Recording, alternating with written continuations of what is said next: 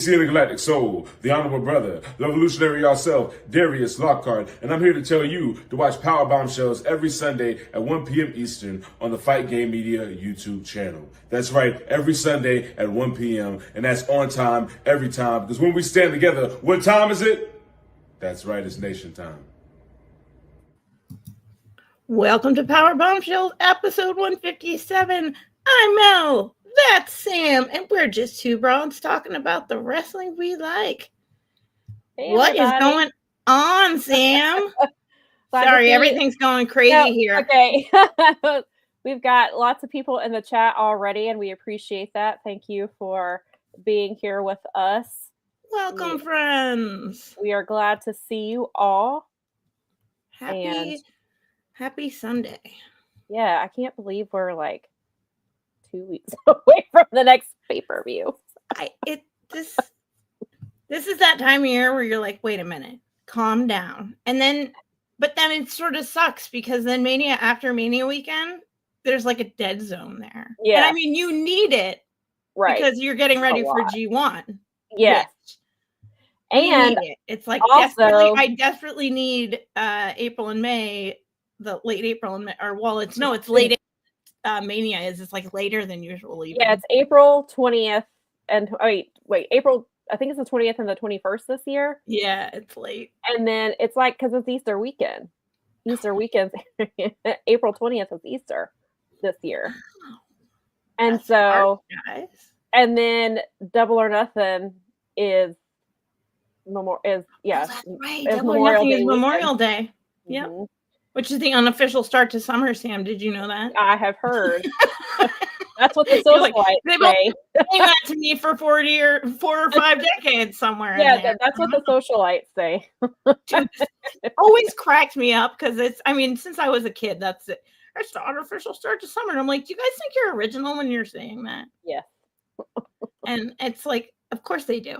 But I make beats like Thank you very much. I went with my I was trying to channel my inner cowboy shit kind of in Texas, and this is the best a Midwesterner can do for a cowboy hat. So thank you.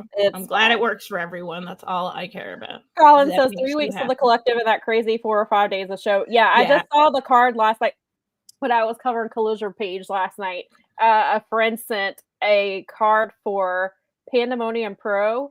It's a show that they're running, I think, the first day of the collective weekend. Like, they're not technically part of like the collective, but like that whole weekend of shows. And the card is insane. And just the pre-show alone, which I know this is probably target only a certain section of people, but it's Tommy Billington versus Sean Legacy. Ooh. On the pre-show. Whoa, like, that card is so stacked. And so Sean Legacy, he has been ID'd, but he is somebody that I have watched. He's wrestled here locally for the last few years. You say Billington, I hear Dynamite, and everything goes on from there. Yeah, exactly. Sorry. And so let me read. I actually have the card right here. Let me tell you how insane this card is. I'm going to read this to you because you all need to know about it. So this card is like Masha Slamovich versus Mao, who is I think he wrestles for Daily DDT. For DDT Pro. But then Ninja Mac versus Mustafa is on this card. What? Anything that starts with Ninja Mac, and I don't even care. Right? If it says Ninja Mac, he could be wrestling virtually, and I don't even care. He's one of my Ninja Mac rules. Like one of the guys from Noah who actually is like, oh my gosh. Yeah, and like Maya World is on this card. I hopefully get to see, because Cappuccino Jones is wrestling. He has been ID'd, and I love that name, first of all. And then like all his wrestling moves are like coffee related, which it's fantastic the way it works. Okay, that's pretty cool. I'm gonna have to give him some. That's good. That's yes. Good. And then there's some insane matches. Like Teton's on this card. Sandra Moon's on this card with Brooke. She and Brooke Havoc are facing off against Brittany Brooks and Ella Envy. But the main event is Kevin Blackwood versus Shelton Benjamin. Like, that card's gonna be insane. It's in Philly this year, right? No, they're in Vegas. Oh, that's right. They're in Vegas. Oh, shoot. That's actually not bad because you can get around pretty easily in Vegas. Mm-hmm. That's a great situation for. Yes. And our friend Lo is actually doing, let me see. She's doing let me find the wrestling. So much better than, no offense, it's so much harder to get around in New York and get from venue to venue and stuff. You basically missed everything if you were trying to get anywhere. Yeah. Yeah, Wrestling Wind Down is doing a meet and greet type of thing. They're doing a little, here's the trying to find. They are tweeted all the details. She's going there, which means that she's going to be able to she's catch. In Vegas. She lives in Vegas. Oh my God, it's home. So she'll be oh man. Mm-hmm. That's perfect. She'll know exactly where to go, exactly how to get there, exactly how fast she's already been posting a video of where not to stay, where not to book a hotel. And then she said, so I love that. For the first time ever, they're going to do a meetup on Friday, April 18th from 1 to 3 at Vegas Vicky's Cocktail Lounge at Circa in downtown Las Vegas. She said, let's sip, chat, and cheers to a historic weekend. So that's going to be going on. And then, of course, she has the networking event that we are sponsoring. That will be happening as well. And then, yes, I saw that too, Colin, that West Coast Pro, we're supposed to be doing a show last night on YouTube, and I can't find it. I heard that show was really good. I thought that it was on YouTube as well because I saw something about it, but hopefully maybe they pulled it down to edit it because I heard that show was supposed to be really good. Maria likes your hat. Thank you. Hang on, I'll pull that card back up and I'll tell you who Maya World is facing. And also, Maya World is very good. If you have not, she's been on AEW a few times. She is recently. Yes, she did, and she's Athena's protege. Okay, which tells I thought so. I was because I know her name because of you, and then when she came out and she did an enhancement match recently with Hugo. Who did she wrestle? Was it Julia or was it Willow? Or am I completely off? Somebody might know off the top of my head who it was. But it was a few weeks ago. I should remember because it was she looked really good. Though? I mean, you're watching a ridiculous amount of wrestling, and now they're making you stay up till whatever o'clock for on a school night, no less. Oh, Maya's facing Mayu Watanabe. I think it's Mayu. Is it Mayu? It's M-I-U. So is it pronounced or is it Miyu? Oh, maybe it's Miyu. Might be Miyu Watanabe. I think it's Mayu Watanabe. Might be. No, this is M-I-U. So I think it might be. Oh, that is right. You know what? Brad says if they're moving to hotspot, I'm out on them. I can't get another streaming service. Yeah, I understand. Yes, and you know what? Now that you say that, Colin, it was High Spots that I saw tweeting about it. Well, it might be one of those times where you raise the mainsail and seek out your fortunes. Yeah, I hope. I don't know if they're going to get to, and because we talked about it when Darius was here, but I really hope that they're able to stream their show, and if not, they have a way to watch it afterwards. Because I'm already excited about this card. They recently announced. Let me go find it. They announced a 4-way. No, is it a 4-way? It's. Let me see if I can find. I'm not going to be sharing our meta stuff today, guys, because to the best of my knowledge, there's a meta blackout going on, and I want to support that. So you guys know that we're at Powerbomb again everywhere, but I think there's that's fine with me, and I'm good to stay off there because I had not heard that because I don't really follow that. I know the other thing I know that they're doing the Nestle boycott, but I didn't know they were doing another. Yes, they've been doing They've been doing meta blackouts it seems like every couple of weeks.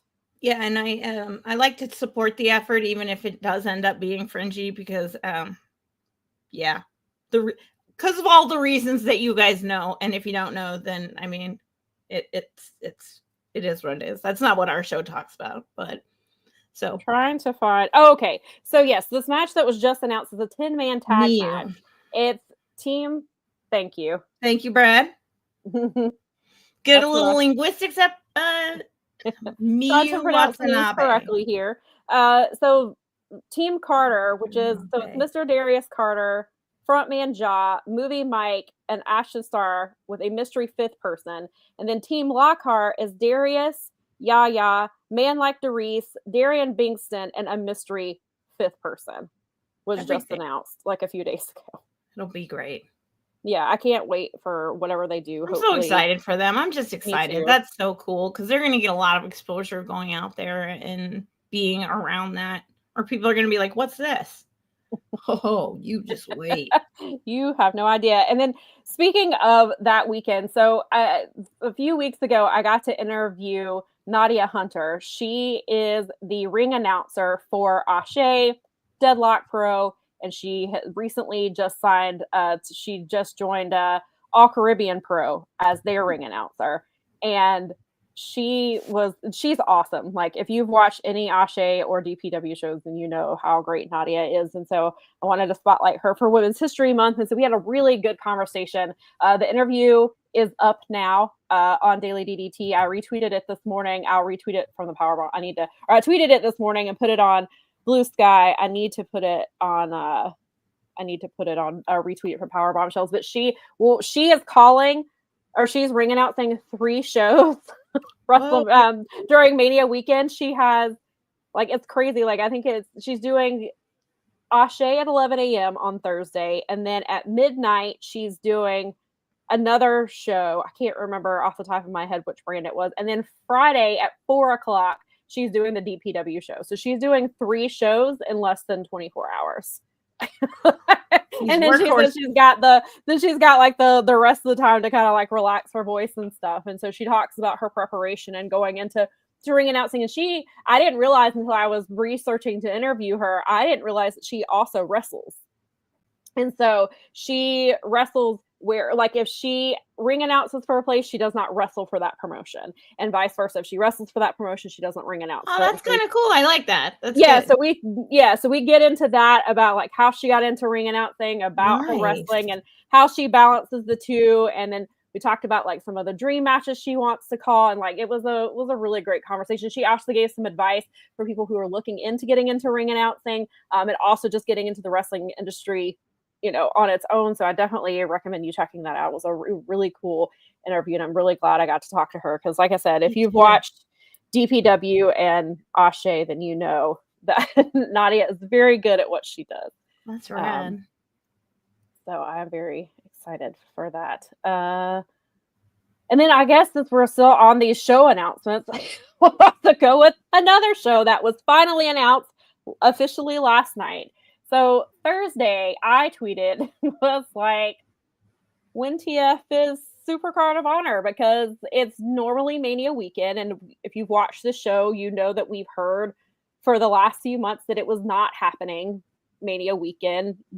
We weren't sure.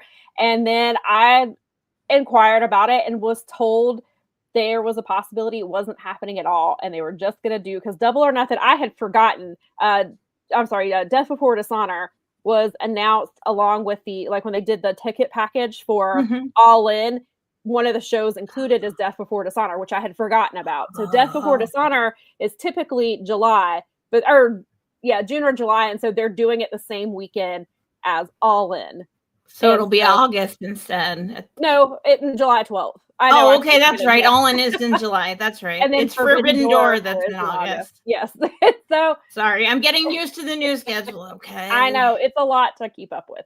And so then they announced last night. Well, I saw it. Fightful announced it prior, and then during the 1-hour episode of Collision last night, which I am calling Collision Page because it's basically, especially Sunday's card. If you have not looked at tonight's card, it is an episode of Rampage.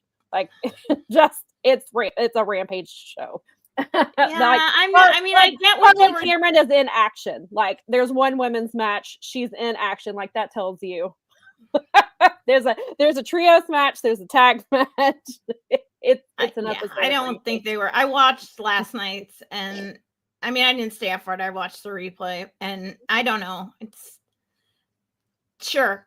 hopefully they got what they wanted out of doing. I'm sure they got the ratings out of it, but Daniel Garcia versus Adam Cole is worth going out of your way to watch. That's like the best part of that was like the best part of the show, basically. Yeah, that match. Really good. They actually wrestled. I mean, yeah, and they were like wrestling for the like, TV and if you saw their match, they had a match March the 1st that ended in a no contest because of outside interference for Shane Taylor Promotion. So they did the rematch last night. Everybody's banned from ringside. I'm not going to tell you what happened if you haven't seen it yet. Yeah, right. But it was fantastic. It was they continue to like build a great. It's a fun storyline that they're doing with those. Yeah, right and now. I had forgotten Daniel Garcia was Adam Cole's first opponent back when he came back. They wrestled, and so they have that story. And then Adam Cole has started to really look like Adam Cole. Like, again, yeah. Especially, like, I noticed it last night. I noticed it in their match a few weeks ago. Like, he's finally back. Like, he feels like he's comfortable with himself. His ankle seems fully healed, which of course they played into the ankle last night.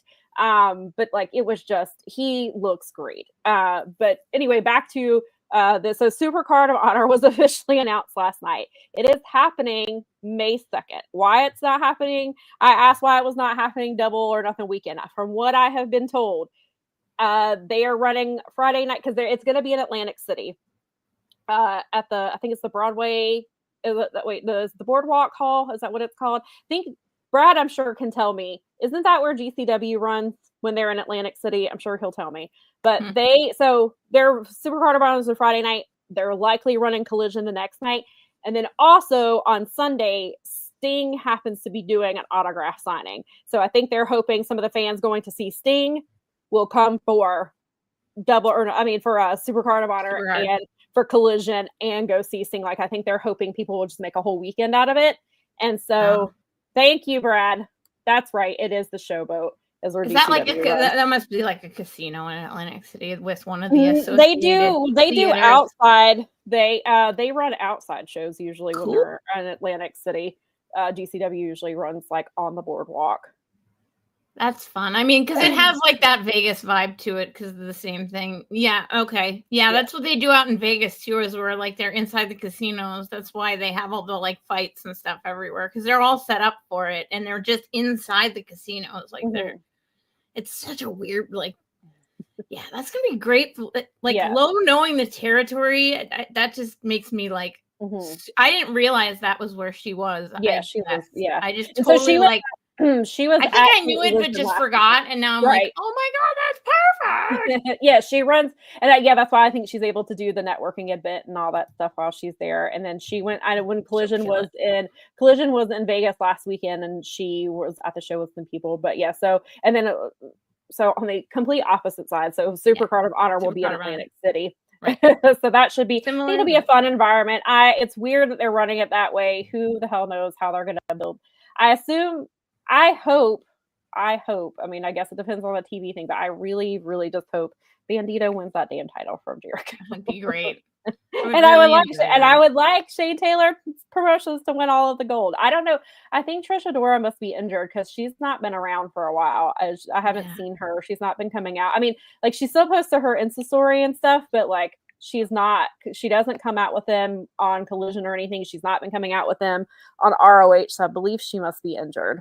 Yeah. Okay. I wasn't sure because I was kind of getting a little miffed. Because I was like, why is everybody else's lady coming out with them, but Trish Adora isn't coming out with the infantry every single time? Like, I assume that's why. I haven't heard for sure. I need to ask about that, but that's my assumption. She's not been around for several months, and so I assume that's why. So hopefully somebody. I will find it. I will ask around and see what I can find out. Good call. Thank you, Kenny. Thank you.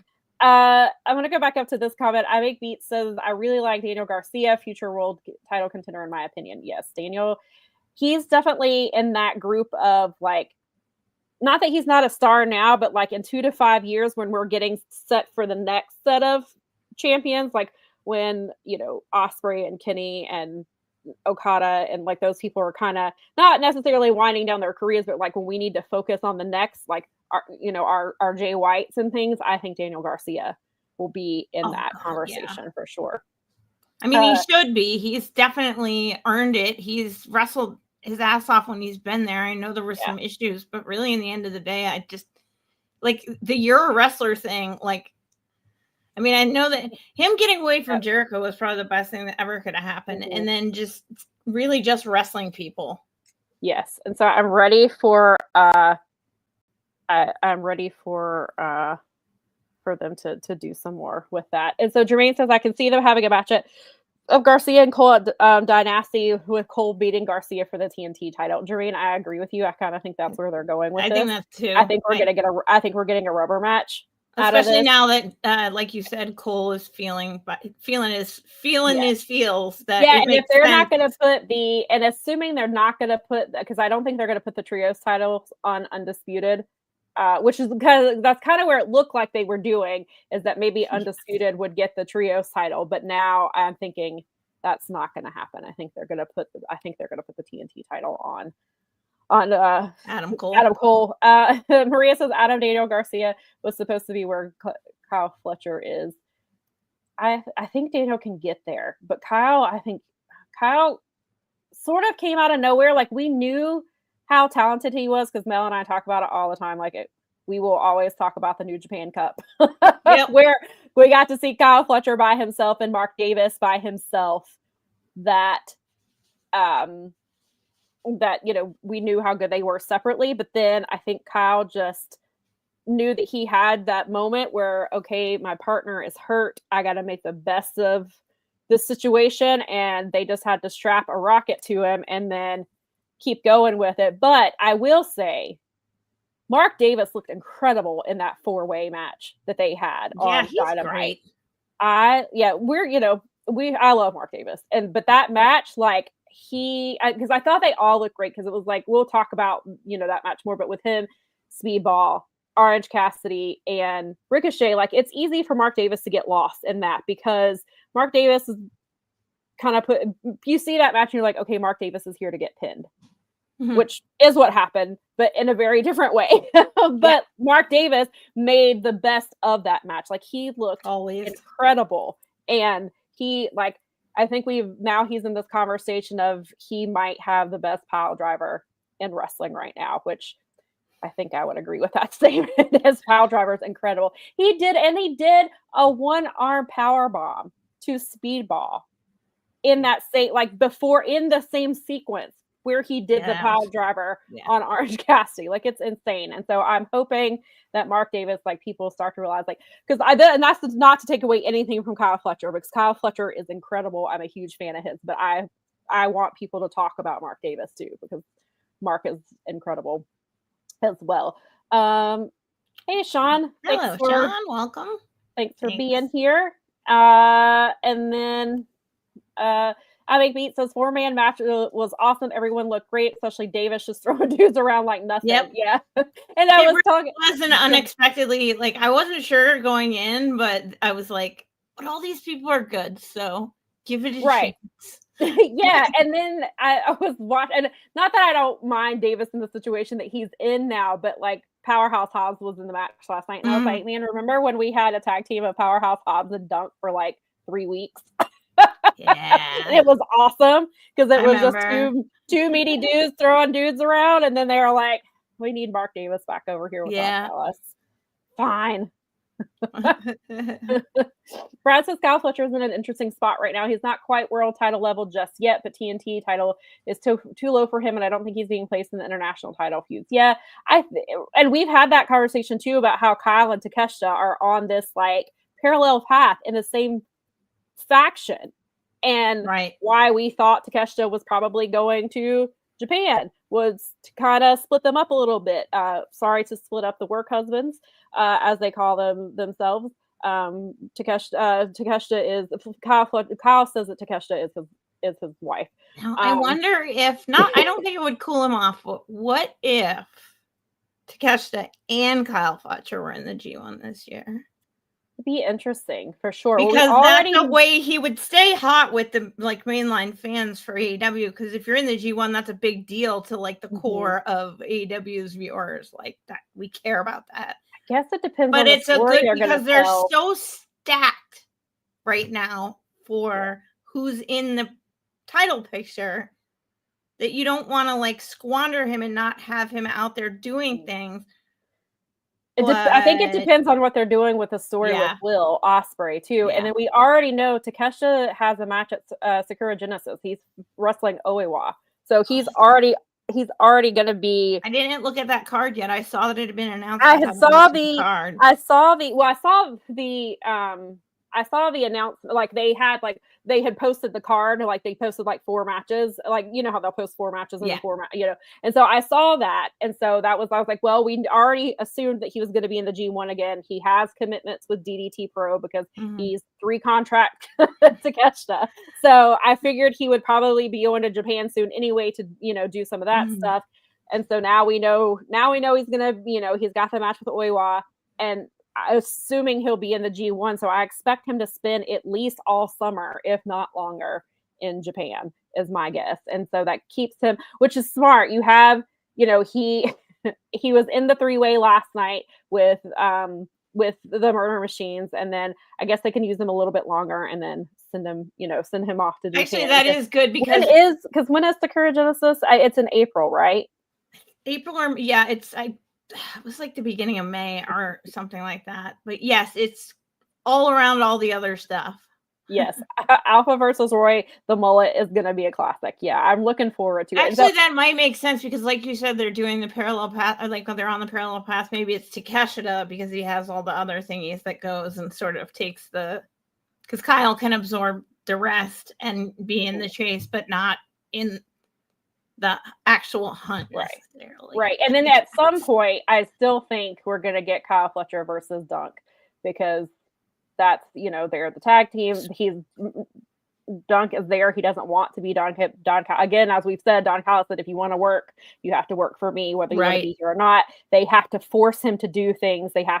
Kyle had to demand that he beat down Will Ospreay with it. So there's already the friction there. Eventually that's going to be a story. Is that a story this year? I don't know. Maybe it's something that we don't get until next year. Maybe if they go to Australia again, maybe they wait and do it. Oh yeah. Then, but I think that story is eventually coming. But, it's really interesting with it. I think Brad makes a really good point about Kyle. Like, he's not quite in the title picture, but I think that you just he's got huge momentum and they just have to be smart with him. They can't do like they've done with Wardlow and things like that. So we've talked about that. But I do want to say, so I didn't get to watch any of the New Japan Cup because I just didn't have time. So I finally watched a few matches from the fight. When I was waiting on Collision Page to start last night, I got in a few random matches. Like we watched ELP's his match against it because he had the open challenge and he ended up wrestling TJP. And we watched Tana versus Brad Pitt. And we watched the tag match with Evil, except it was Suji. And then we did watch the main. And I thought David Finlay versus Shooter was great. I know there's been a lot of question around Shooter. I like him. I think that, of course he's had some issues. He's not always been where they thought he would be at this point, but I think that he gets a lot of unnecessary criticism. But I thought David Finlay looked great. I thought Shooter did too. And then, it was spoiled for me going into it. I already knew that Finlay was going to win because I had seen it. And because I think that's pretty much what everybody predicted. Well, I went with the timeline. I actually did not do too terribly, and because I had predicted him as the winner based on what Jeremy and Steven were saying over on Speaking of Strong Style, especially Jeremy, because he's almost always right about this stuff. So I was like, all right, I'm going to work out how this path would look. I was pretty darn close. I didn't do terrible. So I can't remember where I saw it, but I spoiled myself literally by checking my brackets. So I was like, well, of course I did. I had checked my brackets, or I checked my standings, but the tournament wasn't over yet, so I haven't looked to see where I actually finished. But yeah, I thought Finlay looked great, and I thought about something. We go back to this a lot. How Finlay always, he told Switchblade, if you're stupid enough, if you're dumb enough to leave all this, I'm coming for everything that you're leaving behind. And I was thinking about it, and I double checked at least from the list that I saw last night, and I think it's correct. Jay White never won the New Japan Cup, but Finley has now. So that now he has done something that Jay White has never done. Interesting. I didn't think about that, but I don't know. I guess he would know. And I know he's kind of on his own path now, but that's kind of what started this whole version that the rebel that we see of David Finlay. And I just, for me, it's just going from from the C Block champion, who I loved when they did the C Block stuff with him and Juice, and then to see him now, he's the New Japan Cup winner, and he is going to be facing Goto for the title at Sakura Genesis and could very well dethrone him. I'm not ready for the Goto Revolution. I'm not ready for the Goto Revolution to be over with, but we all know he's a transitional champion. So is this the time where they just go ahead and they belt Finlay? And so I'm really interested in where that's going. So hopefully I have more time for New Japan because there's a lot of good stuff going on over there. Brad says that I saw that he said that the New Japan Cup was totally fine. Most matches were pretty pedestrian. The semifinal and the final matches were very good. Yeah, I need to go back and I heard Zach versus David was really good. I've heard a lot of good stuff about that one. Make Beat said Boss Dog David Finlay. He is awesome. He thought that Shota did well in the final. That knee, oh my God, the knee to Finlay's head, like it literally, I was like, oh my God, like Nikki and I freaked out when we saw it because it just looks so nasty, but it was awesome. And I was like, how of all of, I know that Bird app hides, like it'll tell me, it'll spoil things for me, but then it'll hide all kinds all of the stuff. good stuff. Oh, the Bird app is it's like, worse than ever. Have I not seen this clip before? Bird app's worse than ever of the knee shot. Colin does not like Shooter's shaved head. He doesn't suit it. Actually, I kind of like it. I prefer him with hair, and I like the long hair that he had. But I kind of like. Maybe he was trying to make a statement because he does have that vibe where people were like comparing him to like Tana's look, and so that ends that conversation. Yeah. So I think this is also part of his process of like because he had a Wrestle Kingdom main event that some people really hated. They said some terrible things about him, and I think this is just a lot of, for both men and women, changing your hair to have a dramatic fresh start is something that's super common. It's actually, it's an indicator for like mental health problems. So if you have a friend that's like constantly doing, like, there's that too, but then there's. I don't mean it in a bad way. I mean that it's part of our mental health process that we do these things when we change, and so that's when I say that as a mental health. I don't mean like no, I don't mean you're nuts. I mean like in our brains, when we're transitioning from any part of our life to another. That's why people go out and buy a whole new outfits, like, oh, I'm gonna buy a whole new wardrobe for my new, because I hate my old life and I want to like put that in the back of the closet and get a whole new wardrobe. Like it's kind of the same idea. So I think that's where Shooter is going with this. I do too. Completely different than what he's looked like and how we've seen him, and then that match is one of the best that we've seen in him. And sure, you could probably say that Finlay played a role in that because Finlay is great, and I think that maybe that, but Shooter really stepped up his game there. At least I think people have been criticizing where he's going, so he has to change. Yes, they don't like what he's doing, but then like he's like, okay, well, I'm not going to do any of this anymore. And I thought something that was really interesting is after the match, Finlay yelled at him and said, "If you want to be better, you need to be like me." And I thought that was an interesting thing, especially because they talked about it all through the match about how they used to be close friends, because I think it was Charlton made the point that everything that has been said about Shooter was said about Finlay at some point, that he's a Nepo baby, that he's only here because of his dad, all of these things, and just he's not good enough. He thinks he is. He should be better than where he is right now, because look how long it took for David Finlay to go from C Block champion to saying he's going to take, because when he took Switchblade's spot, when he said that, people were like, why is it Finlay? Finlay's not the guy. And then Finlay has basically had to work his ass off for the last couple of years to even get in the position that he's in now, where people see it. Like, it takes time. And so I feel like Shooter's kind of on that same path. Shooter was kind of put in this huge trajectory because yes, he is Red Shoes' son, but also John Moxley basically handpicked him to be his protege. And then he hasn't quite lived up to what people thought of him. And so it's just, I think that some of the same people that are giving Shooter flack should also realize, like, the same thing happened with David Finlay. So sometimes it just takes time to build him up. And will he be as good as Finlay? I don't know. But I think Shooter has a better upside than some people do. But then some people, because I see both conversations, and I get some of the criticisms about Shooter, but I think he's getting there. And I think last night was really good. So there was some really good stuff. I Make Beat said, I personally don't think Zach, the ZSJ match was that bad. Seems like he had to drag out the match to make 40 plus minutes, and he didn't need to be. Could have been better received if it was shorter. I made this, I agree with you, because I made the same argument back at Wrestle Kingdom. That match was cut short because of the injury, and so everybody had to go up there longer, and so the main event got longer because they had to. And I think I agree with you. If it had been shorter, I think that people would have been more receptive to it. I don't think it was as bad as people say. I mean, it did go on a little too long, but I'm gonna go back up here to some questions, because we'll go back to Dynamite. It says, what are your thoughts on the Fatal 4-Way match just ended up being a triple threat for Dynasty? At first I was annoyed by it. I think the ending is really smart. Like, the way they got to it.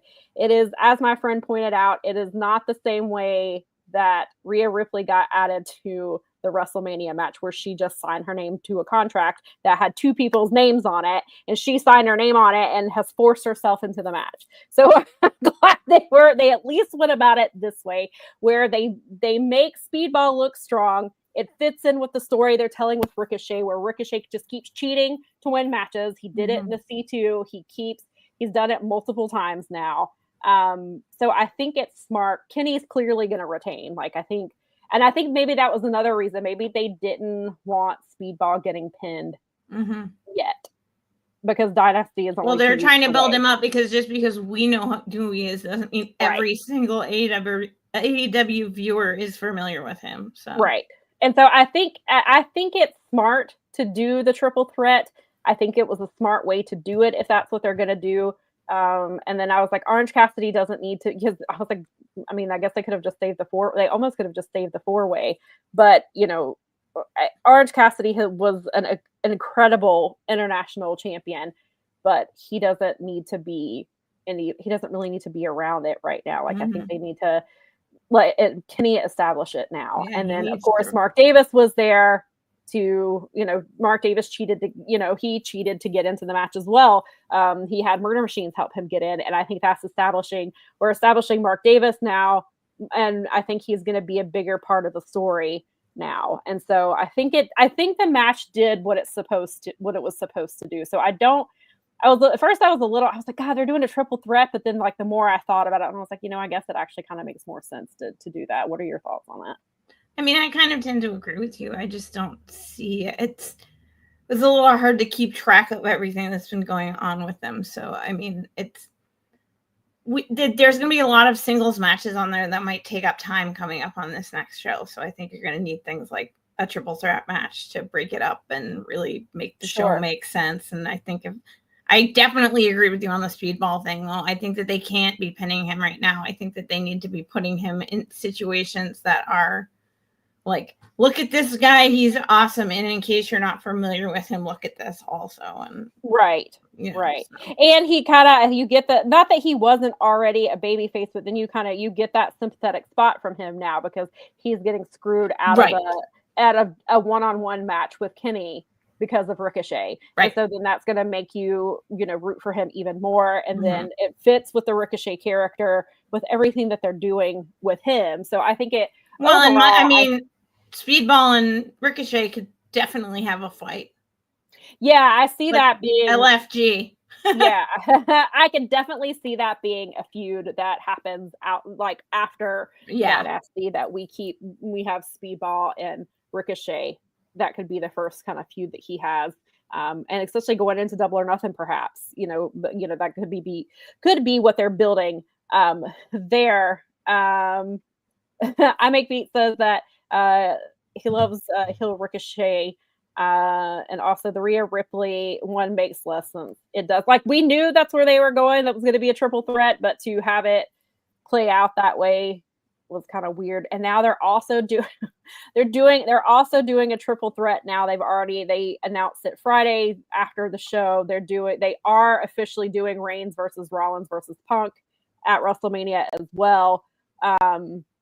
Because of the story they've been telling. And so now we have a women's 3-way at Mania and a men's, except for the women will probably not be a main event. That's still going to be Jay Uso and Gunther. And then the next night will be Cody versus John Cena, is my guess, is probably where they're going with that. But I will say the Rhea Ripley, Io Sky, Bianca Belair match is way more interesting than Royal Rumble winner Charlotte Flair versus Tiffany Stratton, because the build for that story has been trash. And they've redeemed themselves 2 Friday nights ago when they had a really cool brawl that was like ongoing, and other than poor Tiffany missing she was hitting her moonsaults, was nowhere near Charlotte. She just took out security instead, but Charlotte sold it because she's a professional. And then they followed it up with this backstage. It was a pre-taped satellite interview where they were cutting each other off. Like, it was really bad. Like, they are not doing. Bruce Pritchard and Road Dogg are struggling on Friday night. As someone who can't participate in that, I mean, I can't speak on it. So but sounds like par for the course. Yeah, it's that. Yeah, I mean, so the match was we could already tell that was going to happen when Io beat Rhea, which that made story. They could have just done the 3-way based off of that Rhea lost her title because she was distracted. That's your 3-way. But no, they had to do this. And yes, Brad, I don't know. How can Rhea sign the contract when her name wasn't on it? That's not legally binding. That's not how legally binding the contracts work. It was done when HBK did it to Adam Self. It was Triple H and redacted. Yeah, it's stupid. I'm sure Adam Pearce will. No, not Adam. Wait. Yes, Adam Pearce is the GM. Also, wait, yeah, because Nick Aldis is the GM at SmackDown. So yes, I'm sure Adam Pearce will. I guess Rhea's just gonna bully him because he's scared of her. I guess. SmackDown has not been great. At least when two Fridays ago, when I had to do live cover, I had to fill in on live coverage. It wasn't as awful. But SmackDown, I can't wait for SmackDown. Like, we're all of the consensus, we cannot wait for SmackDown to go back to 2 hours, because it is a chore to get through. It's just amazing to me when someone describes something as not awful. That is like, wow. It was not awful. Like, it's still That's sucks. The best I can say about it. It wasn't awful. There were some good matches there were some decent matches. It didn't drag as much. For me, Nikki, on the other hand, was like, why are you having to be on live coverage? Nikki's like, I'll be asleep over here. Wake me up when we need to take Miley out for the last time. Right, exactly. It was just, and we're in Mania season, and they are like this week. And somebody was talking about how the Italian fans should be mad that that's the SmackDown that they got. But I'm sure they don't care because it doesn't come through that often. But yeah, right. It was just a whole lot of. It was just. And we were all, so it had aired because it was in Italy. Some people had watched it through other means before it aired on on Friday night. And so when I got in, they were like, 2 hates have already been claimed, because we do love every Raw and SmackDown. We do 3 loves and 3 hated. Usually our loves are 3 tolerable things. Right. 3 things we liked but maybe didn't love, but it's not necessarily a hate, or it's a hate disguised as a like. It's a struggle on Fridays for sure. So when I got in on Friday, they're like, we already have 2 hates claimed from the people who watched it live. So they're like, we either need 1 more hate or we need 3 loves. And I was like, that's not fair. I was like, this is not aired yet, and I was like, you left us with the hard part. Yes, and then somebody quickly claimed one of the loves before I could, because it was the opening segment with Randy Orton and Kevin Owens was actually really good. Yeah, that's always going to And be. then I ended up, I love the Street Profits winning the titles last week, so then I love them again this week about them being fighting champions. So I was like, at least there's that. But yeah, I like the Street Profits. I can't say that. I mean, that I can participate in that way. I do love the Street Profits. they are really good. They had a match. This part was very SmackDown convoluted. This is very SmackDown convoluted story. This is I love WWE on SmackDown. So 2 weeks ago, when Street Profits won their number one, when they got put in the match where it got announced that they were going to wrestle DIY, there was a number one contenders match between Pretty Deadly, Los Garza, and Motor City Machine Gun. Well, Pretty Deadly won, barely. And so that was supposed to be the match Friday night. But Los Garza was mad. They got screwed out, or they were just mad. And so they wanted to fight right then. And so Pretty Deadly was like, well, we're already number one contenders, so like, have at it, I guess. And Street Profits were like, Los Garza are ready to fight right now, so let's just have that. So Pretty Deadly just left, and they had the match instead. So this is the kind of booking that happens on SmackDown. Wow, fun. So awesome. Okay. I was like, and it was a really good match. Like Los Garza they're good. They're a good team, and it was a really good match. But I was just like, okay. So then Pretty Deadly is wrestling, but they are saving it because they're wrestling in London next week. So they say Pretty Deadly for London. But I was like, why didn't you just make that the match to begin with? Right. I don't know. This is what is happening. Long-term storytelling. Sure. The Profits should have won the tag championships at Mania instead of wasting it on a SmackDown. Well, they did it. They did it in a European SmackDown. They did it in Brussels, so I think that's why they did it, because it was an international tour. And they hot potato that title around, so I don't know how long Street Profits are going to hold it. I assume this is going to come up. I think Mania is going to be another 4-way match. I think if you listen to, I co-hosted the Wrath this week with Keela again, and I believe Keela's thoughts were that they'll probably do another ladder match like they did last year, except for it'll be one set of titles, not last year when it was for 2 separate sets of titles. Or no, they ended up splitting up the titles. That's what it was, because 2 teams won. Because we had to have Awesome Truth win tag titles. Okay, sure. If you say so. Yeah, so this is what's happening over in Mania season. Mania season is a mess. Thank God you're getting paid for this. That's what I say all the time. Marquise said, I have to split SmackDown into 2 halves to watch out. Enough watching clips on YouTube. SmackDown needs a huge reshuffle. Yes. I only watch That's the only thing I can say that I see on the social is that if there's one thing that the wrestling socials can seem to agree on these days, is that SmackDown is too damn long. I mean, there's no agreeing with anything on wrestling socials usually, but I notice patterns and trends because I just sort of do that now because it's just the way my brain works. And I'm like, wow, well, if there's one universal truth right now on socials, it's that SmackDown is too long. And it's so funny, the people I see complaining about it that are even usually pretty loyal to the product and are just okay. I mean, I have people even it's when it's even that guy is saying it's too long, or that person it's just whoa. Well, I mean, and we know the whole reason is because Raw went to Netflix, and so TNT wanted an extra hour of advertising because that's the name of the game. That might be. I get it. But then, Raw at 3 hours was already a struggle. Raw on Netflix is generally 2.5 hours ish. It's rarely Raw is rarely 3 hours on 3 hours. It's 2.5 ish. Sometimes it goes a little over. Sometimes it's right under. That might be contributing to the annoyance. Is that your average wrestling fan knows exactly what they're doing? It's right. I know you're jamming a bunch of BS advertising and a bunch of promo segments. I mean, that seems to be the biggest complaint is how much just capitalize, just extra BS, like with ads. One of the more positive filler. That's the word I'm looking for. Filler. Yeah, one of the more positive things on SmackDown when they do have women's matches, they are generally a bit longer, which is nice.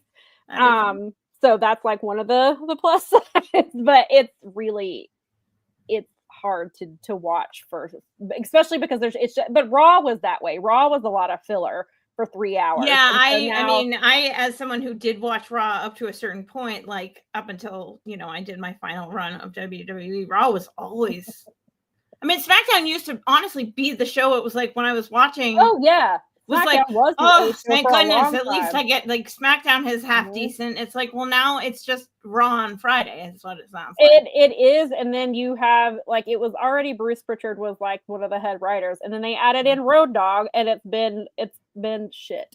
I mean, it was already kind of shit, and then you add Road Dogg to book. Right out of 1998, ladies and gents. Well, when Road Dogg was on booking, when he was the lead writer several years ago, SmackDown was terrible, and I don't know why I guess Triple H just wanted to give his friend a job. I think that's totally like, I mean, it's fundamentally, I mean, for lack of a better term, it's a Nepo thing. I mean, it's like, that's friends and family discount on like.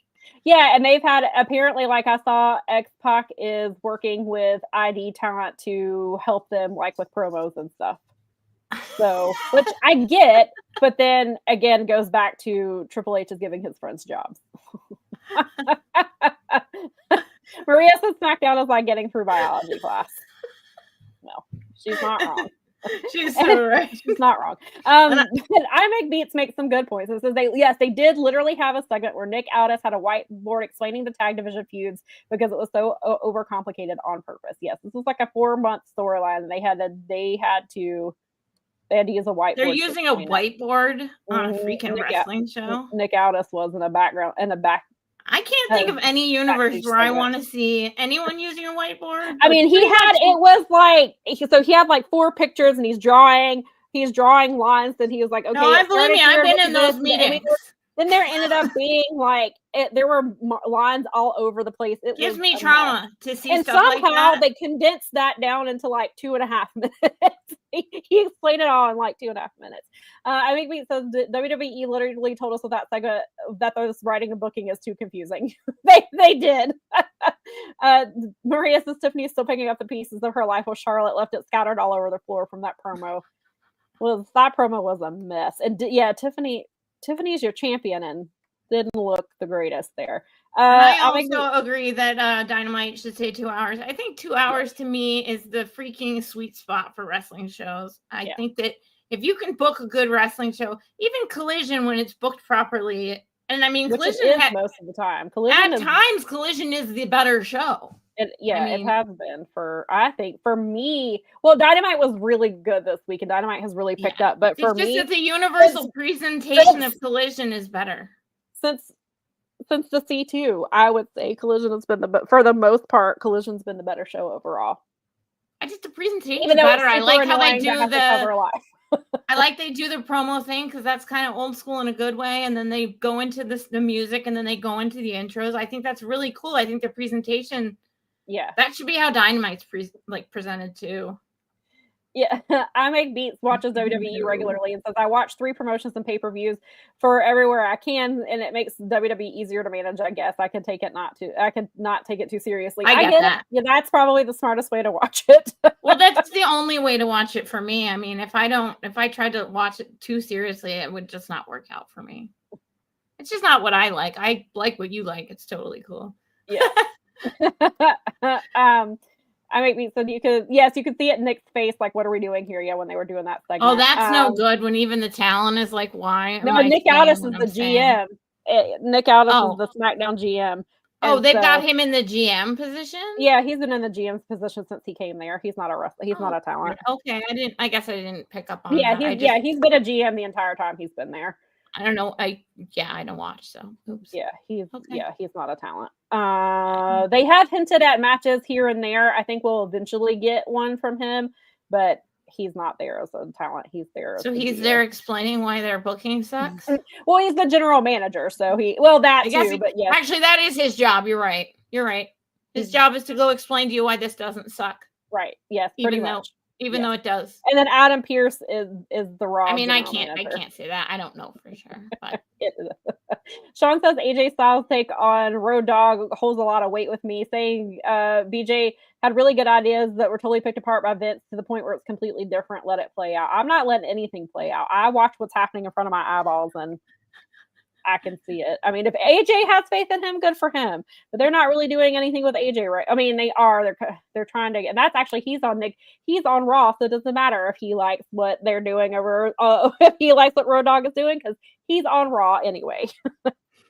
So, and they're teasing a WrestleMania match against Logan Paul with AJ Styles. Your favorite. That was sarcasm. Folks. I know it was. I know you know it was, but I need to make sure everyone else knew because some people don't. I mean, Beat says Adam Pearce is useless. His talent's running wild on Monday, and he just drinks. Yeah, yes, get me medical. Yes, yeah, he's useless. I mean, as you really, so he's like the Cersei Lannister of WWE. So that's how Rhea Ripley is getting this match because Adam Pearce is, like I said, I think Adam Pearce is scared of her. And I was just like, okay, just put her in the match. I mean, she sounds pretty scary these days. Yeah. Her popularity is scary. Marky says the most foremost curse words in wrestling is let it play out. I've been burned way too many times for that. Yes, he does. He does get flustered and says he needs a drink on most shows. Yes. And then Ava is just The Rock's daughter. Ava is the GM over on NXT, and people are always stressing her out and driving her crazy from the few episodes that I've watched. Brad says, I think you've had more WWE talk here than the previous 200 episodes. You might be right, Brad. We're close. What are we at today? 157. So yeah, probably so.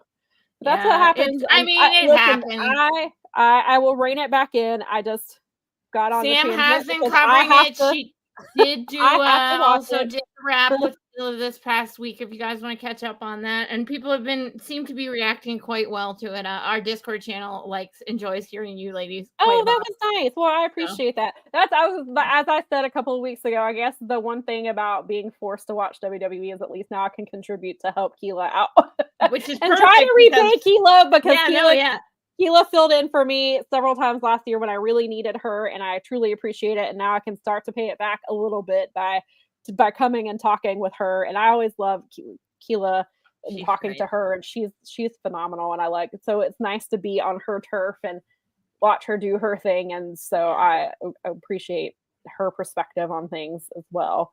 I saw a lot of crosstalk in our channels about that's nice. People were enjoying it. So it's really fun. It's Paul gave me a really nice compliment. Yeah. He said the other day that he enjoyed most of it, which made me laugh because he said most of it. So I was like, I wonder. Well, it is Paul. I mean, it is. And I know that he didn't mean it. I know it wasn't like a backhanded compliment. No, it's Paul. But it's just funny, right? It is. And the way he said it, I was like, I wonder which part he did not like.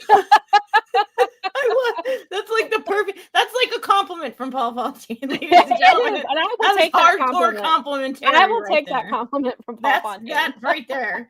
I will take it. It's hilarious because he even made a comment about how much better than that old guy they had on the week before. Oh no! I was like, bro, Sam would never ever. No, I can't do this every week. I mean, as much as I love Keela, maybe I could. She makes it tolerable. I mean, if you're gonna watch and stuff, and then again with the circumstances being what they are, and it's easy because it's so great that you're able to help, and I mean, so you're using your powers for good at least. That's the kind of the whole, it's helping you stay housed and fed, and you're using your powers for good on the media sphere. So. There we go. See, I can flip positive Mel. She did a very good job. All right, and I think that has ended WWE talk for this week. Man, I feel bad. Like I didn't even put. I psyched everyone out because I was like, I didn't put anything. We were not planning. That was completely. None of that was in the description. No, that was a completely unplanned thing. But because of the 3-way, that's what set me off on a whole other trajectory. And totally happens. It is the wrestling, though, you know. It is still wrestling, at least. It's not today. It's not weather bombshells right now. We did that before we came on the air. We had weather bombshells. We're not geography shells today either, or at least not yet. Not yet. Not yet. Being said, Dynamite was great this week. Not to change the subject or anything. No, it really was a good Dynamite this week. It was. I thought it was one of the better shows they've had in a while, and not just because there were 2 women's matches in Women's History Month. It can be done. It has, and one was the main event. I mean, one was the main event, but not the one that I thought was going to be the main event. Of course, which there's nothing wrong with that. But I just saw it and I was like, oh, I wonder if Mercedes is gonna, because it's the TBS Championship on TBS, maybe it'll be the main event. And that's what I was wondering. And then when I heard Tony was on commentary, it's like, oh, it all makes sense now. I know what they're doing. But it and also because somebody said, I forget, we were talking about them doing the 2 women's matches, and I was like, I think they did one in the fall, so like maybe seasonally we'll get you're right. I think it has. I don't think it was the first time, because I remember us talking it's definitely not the first time. It's the first time in a while. Right. So maybe it's like the first time in 2025, I believe. I've been like bogging my brain down with a lot of like contract and insurance because of what we're up to these days. So I've been like, but maybe it's that they like decided in some form to like work that in there over the course of the whole thing. So I was joking that maybe it'll be seasonally, and my friend was like, maybe it'll be quarterly. It's a quarterly. It's like they do it like quarterly on the fiscal schedule, right, exactly. Biannually, except in the occurrence of a woman getting really over. Collision frequently has 2 women's matches, not every week, but in general. And then we have and is ironically the show people prefer. So weird. Funny how that happens. But I thought the show was good from top to bottom. I really liked that they opened with the 4-way that we've already discussed, I think it sounds like we were all fans of that match. And then the very second match was Mercedes versus Billy, which Mercedes tends to do. It feels like sometimes if she's not in the main, it's almost like, because we've talked about how MJF, if he's not in the main event, he opens a pay-per-view. And so it kind of feels like Mercedes is like, well, if I'm not going to be later, I'll be second. Right, but and then I guess you get 2 women's matches, one in the opening hour and one in the closing hour. But Mercedes versus Billy, I thought was great. I thought that Billy is already like, if she's a prodigy, she's like insane. Like, she is 20 years old and has already wrestled over 500 matches. She's been wrestling for 6 years. While the who mentored you comment popped me pretty hard. Oh yeah, that was great. And then we had and on top of that with Billy, which I knew this, of course, but then her dad Mouse, I saw him was talking about it too. He was like, she did all of this while completing middle school, high school, and college. And she also worked 2 jobs before she was signed with AEW. Like, so she definitely has a work ethic that sets her apart. On top of being a prodigy. And then I think Mercedes, obviously, she looked great. I thought that, but I think that was probably Billy's best match that she's had in AEW. And I thought they looked incredible. They got 13 minutes, which was nice. I think that was Billy's longest match. Her longest match in AEW and ROH. Her and Athena have gone over 20 minutes, I think, twice on their pay-per-view matches. But I thought Billy looked really, really good. I thought she looked great. I thought that Mercedes sold her moves really well. I think Mercedes is, obviously, she's hitting her stride. I really enjoyed everything about this match. I thought it was really, really good. I like that Mercedes is elevating the women's division in more than just words. The way that she's doing it is behind the scenes. It's like what she did with Harley Cameron. It was like, that was because Mercedes wanted it. So that built that person. This is this thing where she didn't have to wrestle Billy Starks on a freaking television show. And she certainly doesn't have to like work with her on that level. So that's great. Yeah. Like, and I know I know it's segueing into a larger purpose, but the fact that they're even using a younger talent so that it's set up that this younger talent is waiting in the wings with the women just as much as the men. Like, that's good right. stuff. And we've talked about how, like, because, you know, Billy and Nick Wayne were signed about the same time. Yeah, they right. were both in high school. Or, well, Nick had to. They both had to. They were signed. Yeah, Nick actually had to graduate. They could wrestle on TV until they were graduated. Yeah, they couldn't wrestle on TV until they were graduated. But they were signed prior to graduation. And so then you have Nick, who's been under the tutelage of Christian, and, you know, has been learning the ropes from him. And they've got the patriarchy storyline. And then you have Billy, who's been under Athena's wing, which you can't really get much better than that. At that, yeah, because Nick is now emerging as a like power unto himself. Where yeah, he finally turned around. We saw some of that where he called Christian out and was like, "Quit making excuses." But then they got involved in a Death Rider storyline, which seems like, I mean, I know they'll explain it. They'll let it play out. Let it play out. I know that there's, but it's clearly related back to Christian and Cope, which is, so it'll be interesting. But I think obviously we will eventually get Nick versus Christian. And again, I'm glad that they're using Kip, because I think Kip is super underrated. And I like that they are, even though he got blasted the other night in that match, and they like murdered him on there. You know, I'm really interested to see where that goes. And Brad, yeah, I saw that too. That Mouse said that he thinks Billy has actually had somewhere between 550 to 600 matches, not 500. Yeah, I saw that tweet from him as well. And Brad says, and before Mercedes went off on Billy's mentor, she put Billy over big time, saying how great she was, and she didn't have to do that. But she could have buried Billy, but she didn't. Right. Right. And yes, AEW does have too much talent just on their bench. Agreed. It's true. There's a lot of depth in AEW on both sides of the situation. Yeah. A lot. Mercedes, I Make Beat says that Mercedes is one of my favorites. She's a pioneer and a real worker. Props, doing work behind the scenes, getting Tokyo Dome matches and whatnot, putting talent over. Right there with you. 100% agree with everything you just said.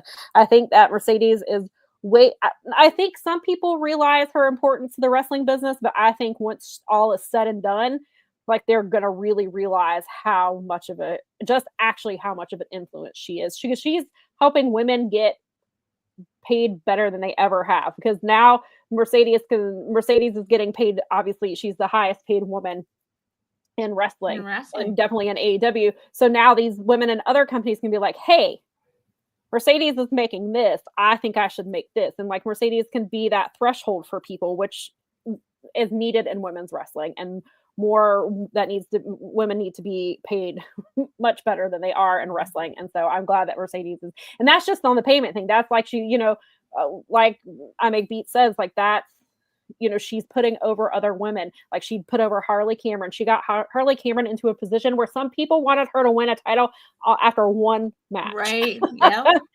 I mean, I guess, I know obviously Harley's doing a lot of the work with her character and stuff, but Mercedes put her in that spot. But they had, I mean, she essentially had everyone thinking that this person should be a champion right this minute. And it's like, whoa. Right.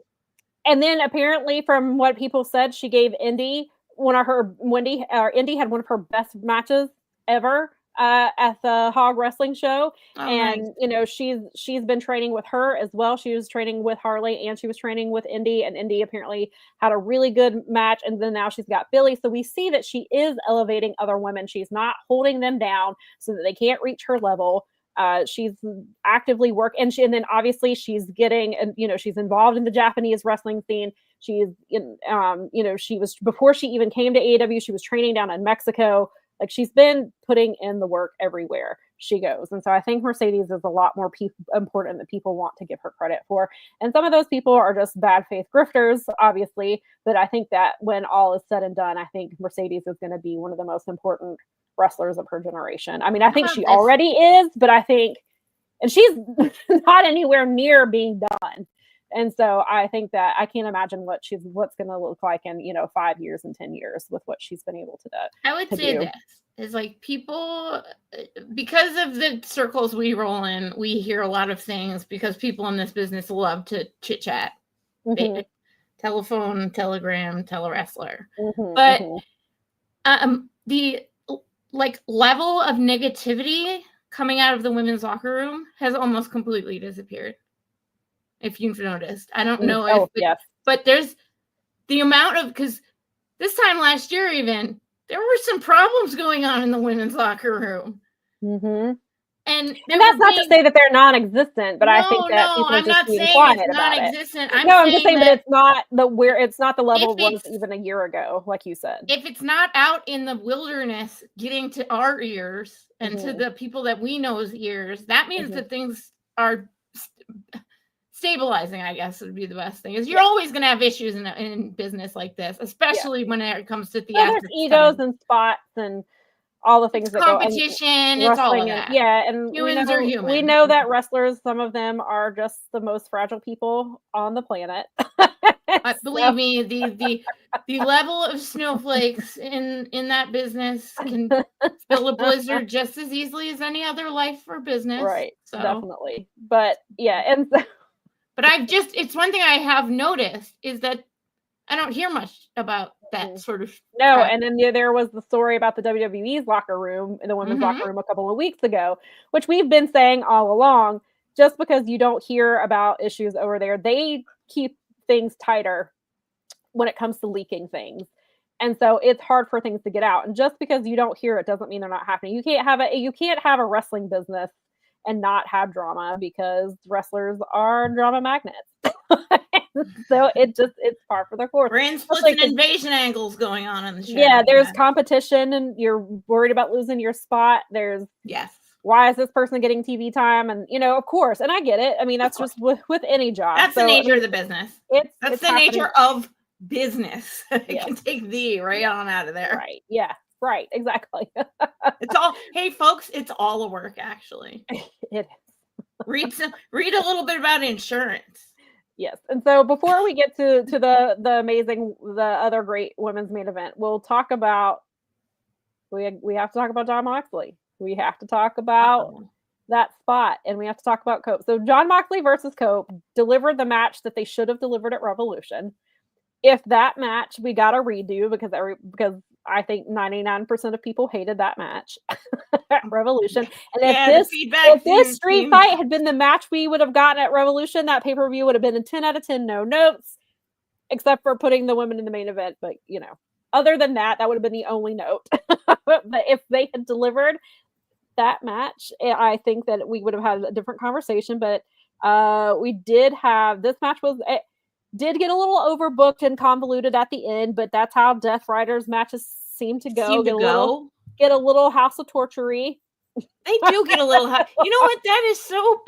I was actually thinking that exact thought when they were doing what they were doing. I was like, you guys are borderline House of Torturing this right now. Yeah. Like, you better watch it. You're dancing right on the edge of it. Right. This week especially made me feel like that. I'm glad you said it because it reminded me. Because I was like, it is giving. Don't do this. Don't you start too. I think that there's a reason behind it this time, but yes, it's a bit much. But I hope so. I think that they're trying to get to the point now. I think that they're getting that we need them to get to the point. Yes. Yeah, I agree with how I make beats here. Yes, if Revolution had opened with Mox Cope in a street fight and ended with Tony versus Mariah in the main event, it would have been perfection. Yeah, I'm right there with you. Actually, that's really cool. You're not wrong like that, because you could. That match would have started it, and then they would have ended it that way, and it would have been perfect. Yes. So we got, obviously, as we saw in that match, so we had the really, really insane spot where Moxley ends up with Spike literally in his back. Yeah. Like, I yelled, and I was like, listen, I am a sicko. But even the thing for me, not him landing on it, it was when they were tugging on his skin to pull it out and the camera was zoomed in on it. That was, for me, was making me squirm.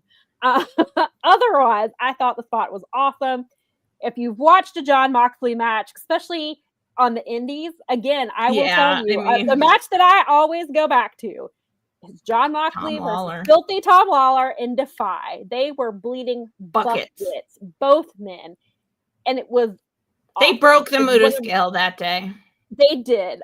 That is one of my favorite indie matches ever. It's one of my favorite Jon Moxley matches. Sam doesn't really tend to like that sort of thing. And Nikki was like, I think because we've watched GCW more often the last few years, and we see a lot of things, that it doesn't affect us the way it did in the beginning. But so I know AEW Jon Moxley doesn't really do those things. However, Jon Moxley will bleed if you sneeze at him.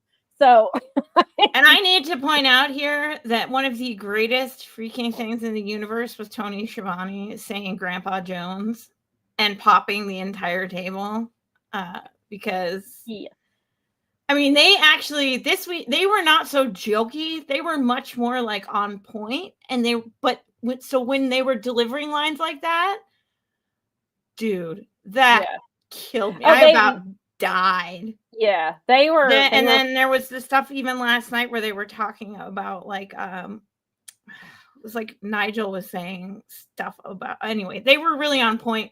This week on the broadcast table, and it was. I will say, Excalibur was making me laugh because he was calling Mark Davis Dunkzilla Davis, and I always call him Dunk because that's how I know him. And so everybody else is like Mark Davis. And if I say Dunk, sometimes people don't know who I'm talking about, even though it's literally on Dunkzilla is literally on his trunks. But Excalibur every single time Dunkzilla Davis, and I was like. All right, at least it's not just me and Nikki. No. That's how we all. That's what we refer to him as. I think it's. I mean, it's got to be because of the where he knows him from. Right, exactly. So. Yes, I did. He did. Nigel did call Shivani T-Shizzle. T-Shizzle, yes. I mean, yeah. This is what happens when it's filmed after a blizzard. There's a blizzard going or on. in the middle of one. That was the part that was crazy. And for those of you who missed this, John Moxley, old school in it, the ace of the AEW universe, drove 11 hours from here next door to me in Cincinnati or whatever, Cleveland, down to Oklahoma because they canceled all the flights out of this region. Nebraska, it was Omaha. Yeah, it was to Omaha because. Yeah. And it was, as someone who was in the region, because he's the state over for me, is only about 3 hours from me, 3-4 hours from me. Yeah. That's where the Ohio Ren Fest is right near him. Okay. Yeah. I was like, you are such a boss. Yeah. He kicked it old school, man. He got in the car and he drove just. And then on top of that, so you have this spot that happens. And we weren't, and I wasn't sure if Renee was there because they didn't have any backstage segments up until that point.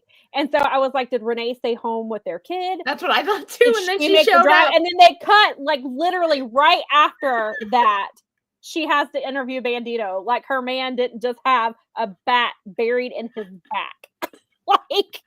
And she just has to call this stupid, and then, bless them. And they had, I guess Jericho couldn't get there because of the snow, and so he called out Jericho, but then Johnny TV of all people answers it, and so that's the match we're getting tonight on Rampage because this is a Rampage card. I know it's Collision Sunday is Slam Dunk Sunday, but if it's a Rampage card, if you look at it, Harley Cameron is in action.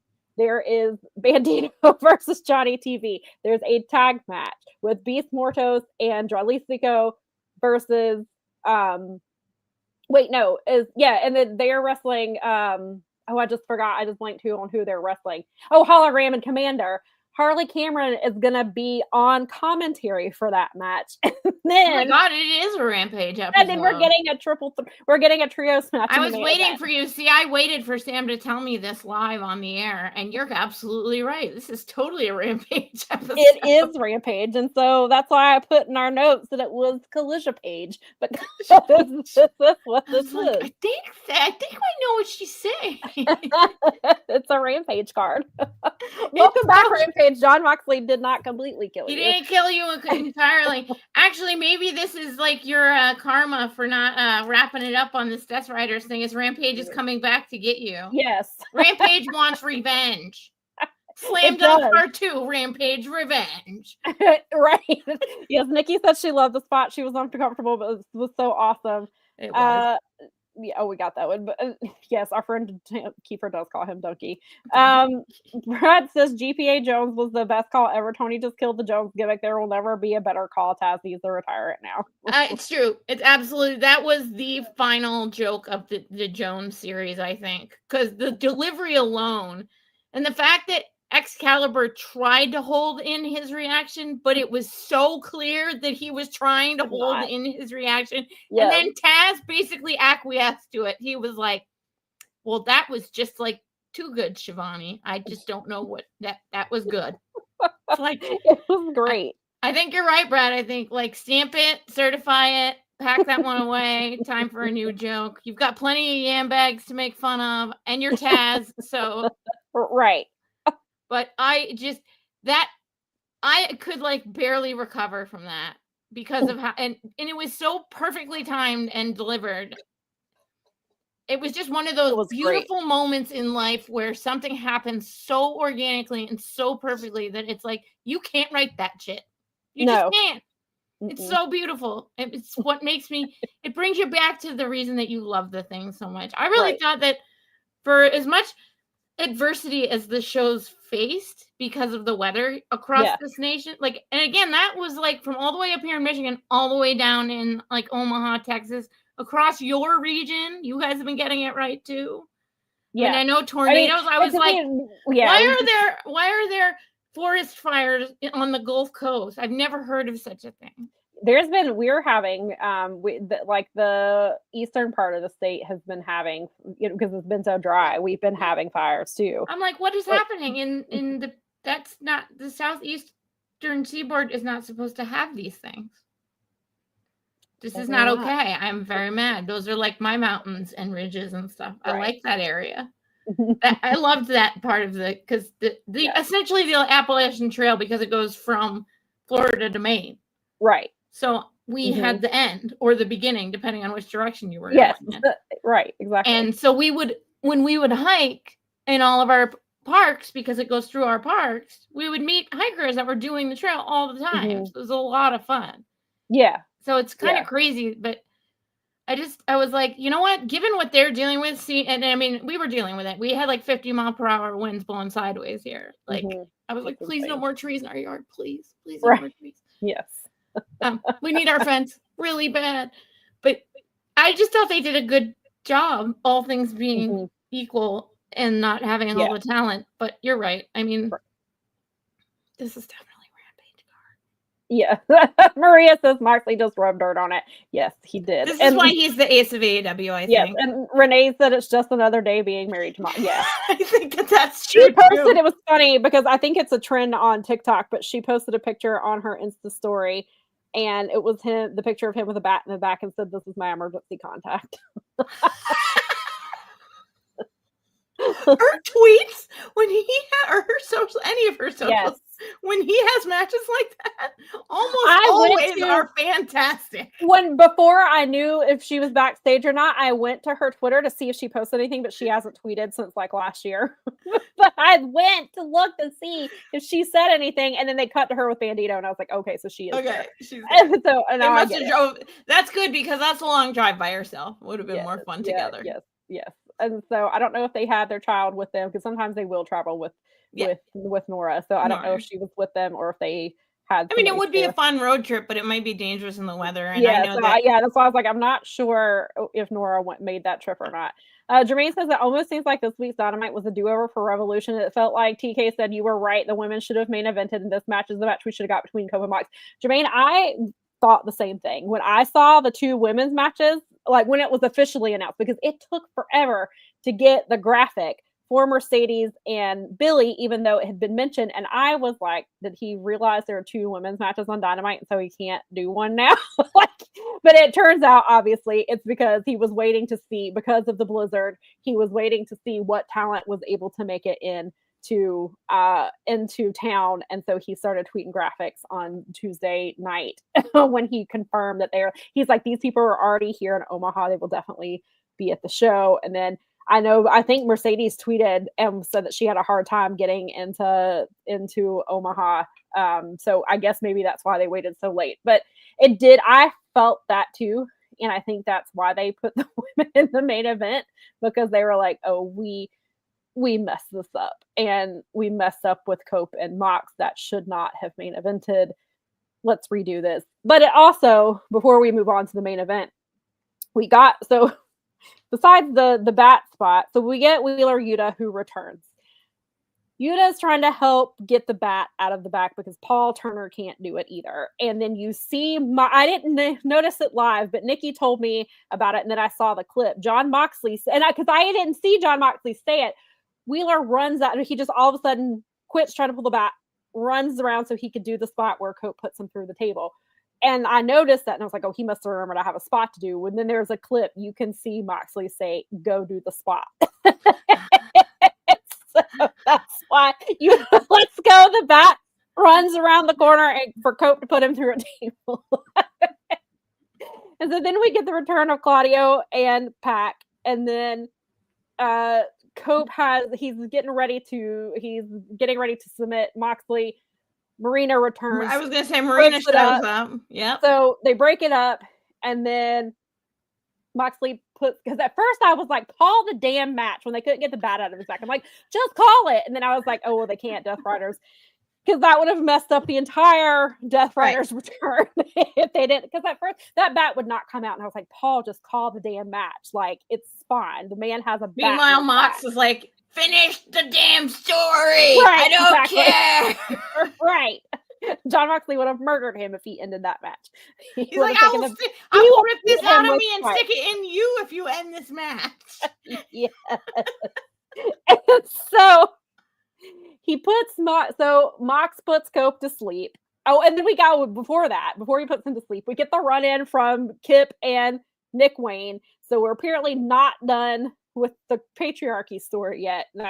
Well, I'm sure it will be explained this week. We'll see where that goes with that. And then somehow, with the Death Riders returning, they realize, hey, we have trios titles. Let's defend them on Rampage Sunday night. So they have it. So the main event for Rampage Collision tonight is the Death Riders are putting their trio titles on the line against Top Flight and AR Fox, which is going to be incredible, but we already know who's retaining. And I pray for me when it comes to writing out that match, because any match with Top Flight already has a lot going on. Now you're adding AR Fox to the mix, who, by the way, had an incredible match with Will Ospreay. Like, when I saw the announcement, like, I knew it was going to be good because I think AR Fox is super underrated, and more AR Fox on my TV, please, even if it's in ROH, please. Please make more AR Fox. And Will put him over after the match. He tweeted about how awesome he was afterwards. But that match was very good, and I thought it was amazing. And so I don't know. I still don't know what this plan is for the Death Rider story and how long it's going to go on. But at least this part was interesting. I'm hoping they're gonna keep up with it. Yeah, they did. Yes, FTR is turning heel on Cope in the feud. Yeah, that's probably what's happening. AR Fox used to come around here all the time when Evolve was a thing. I mean, I must have seen him. Yeah, he's probably one of the wrestlers I've seen live, like in the indie scene, like so many times. Yeah, like, I remember seeing him on some of the live shows that were bigger shows, and I was like, "Holy crap!" And he knows a ton about wrestling. Like, he's smart. A shit ton of wrestlers. He has a school. Yeah, in Georgia, I thought so. I was like, he does have a school, doesn't he? He's trained a lot of people. Because he was always there, even like helping out other talent. When I would like catch him like giving like notes to people afterwards, you know what I mean? He was people, or like you'd see the younger talent coming to him, which is just something I noticed from like coaching and understanding like what that looks like. Yeah. It's like I'm like, oh, that's the guy that the kids are going to. He must know a lot about the situation. Yeah. And then after almost 2 years of going, I mean, he must have been on just about every Evolve show I went to for not quite 2 years. I believe it. Yeah, because pandemic, and he was always around. And he was always personable, such an approachable person. It was like he's as big of a fan as all of us too. Right. And I mean, and that's something that one of my friends, when he first like started showing me like the real wrestling, it was like, you got to remember that we're all like, and he doesn't say it in a derogatory way, we're all fans. We're all marks here. Like, we're all fans at the end of the day. And the people that aren't are just taking it too seriously. Because you don't get into this business unless you're a fan of this business. Right. Because it's mental. Like, at the end of the day, like, no sane person is going to choose this as their endeavor. Right. Whether it's a booker or a talent or I've had this discussion with John Muse. I'm like, you really have to love this to do what you've done here, because you clearly have to love it if you're going to have it. Well, I take that back and say clearly you have to love it if you have a podcast on it. But no, there's a lot of people who realize you can hate and make money. Well, so I mean, the people who grift and hate to make money will always have an audience, because there's a bunch of miserable jerks out there in the world. Yeah. But we don't have to like. It just doesn't have to be like that. And give them the attention they want, because that's been happening a lot on Twitter with a very specific person. You can just quit interacting. You can just do what I did and block them. I just mute or block people. You can just block him and move on and quit giving him the attention he wants. Well, that's exactly it. Is that anything about any of these haters or anybody? I mean, if you up like the positive stuff, all the positive stuff tends to get aggregated to your timelines. If you up like the shitty stuff, I don't think I need to finish the story. I think you can. I think you can let it play out. I see a lot of it because it gets screenshotted into my. I know that's what happens with me most of the time. The only time I ever really get it is either someone screenshotted it because they were getting BS'd with someone. Or it comes up in like a Discord or a a Slack or something where it's like, well, this jerk went way over the edge, so extra block them if you can, and make sure that you're supporting the victim of their verbal abuse. That somebody, I mean, go outside, turn off your thing, go outside, take couple of deep breaths, like stop. We're all in this together, folks. It's not a good time right now. Like, stop being a jerk. Exactly. The first rule of Progress Wrestling is don't be a dick. Should be mandatory everywhere. We've gone with that as our, but just. So Brad says that Pac flew in a blizzard with nothing but his gear. Everyone else who no showed has no excuses now. Pac doesn't like have a shirt. I don't think he owns shirts. I saw a picture of him like regular wearing a sweater, and he looked so uncomfortable. He's like, I hate this thing. It's so constricted. Well, and that's like, it makes me laugh because it was like when a little kid gets forced to wear something to school. Zach is also somebody who looks weird in shirts, and it was after he won the title last year or something else he was doing, and he had to do maybe it was after, and he had to wear a shirt for a press conference, and it was tight and it was buttoned up, and he looked so uncomfortable. He was like, what is this thing that's constricting me? I cannot wear this. He's like a fourth grader on photo days, like whose mom dressed him up in a like fake suit. It's right. Like, why don't my friends get to wear whatever they want and I'm wearing this stupid shit? I just wanted to talk. Can't I just take my school picture without a shirt? Right. Exactly. Totally normal. That's how I feel. Like, to me, like fourth grade Pac is like, I don't want this. Pac's like, I don't want to wear clothes.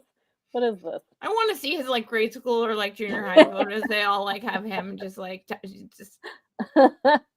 So Brad says, and I heard this too. The Osprey came in for Dynamite, and there was a blizzard, and he couldn't fly home because there was a fire at the Heathrow airport. Oh, that's right. Because knocked out electricity like all day. Heathrow is a cursed airport anyway. That place is haunted. I mean, to his wife and kid, and they turned it around. And on top of that, they turned it around midair. He was on his way.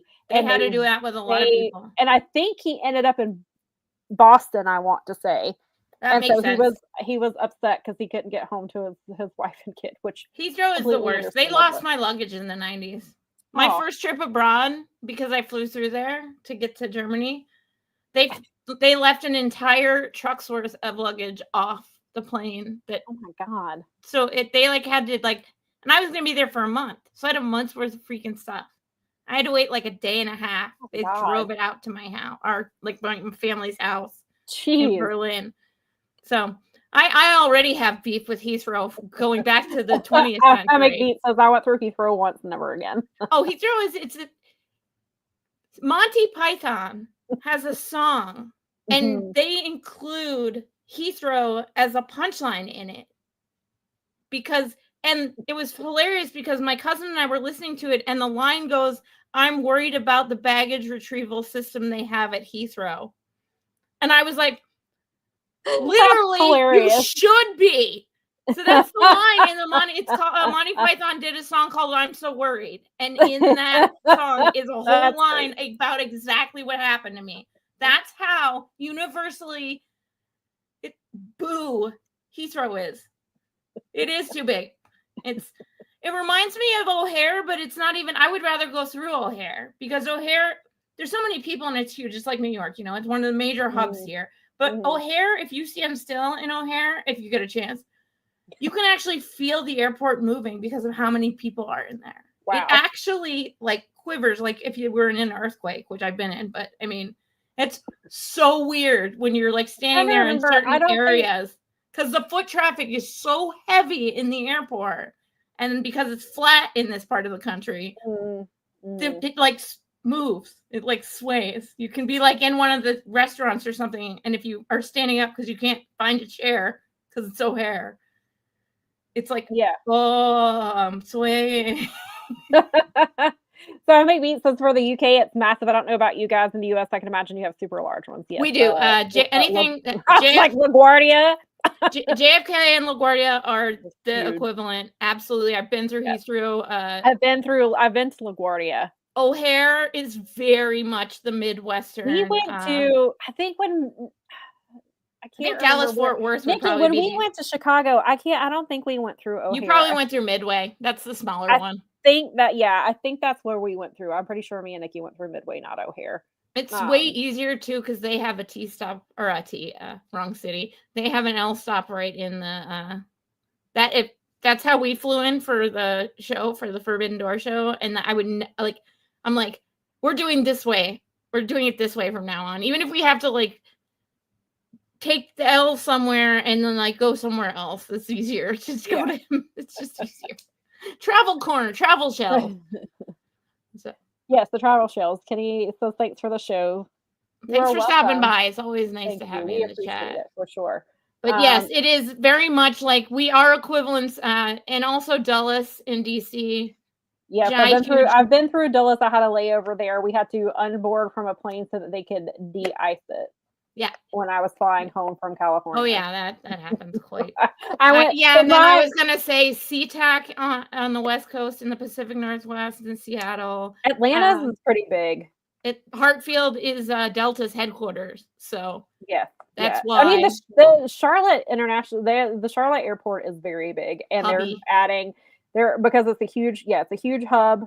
I mean, Detroit Metro. They're making all kinds of like improve, like they're trying to expand it because of it's needed, and it's like it's a mess. I think. And Detroit Wayne Metro here has been actually voted one of the best airports in the nation.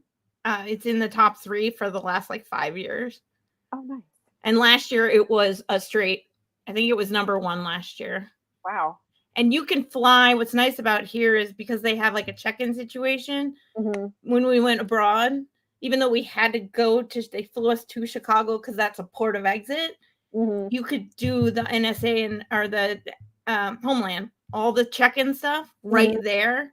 Oh wow! And and then you go to Chicago, and then you get on the plane, and you're all checked in and ready to go. It's like awesome. So.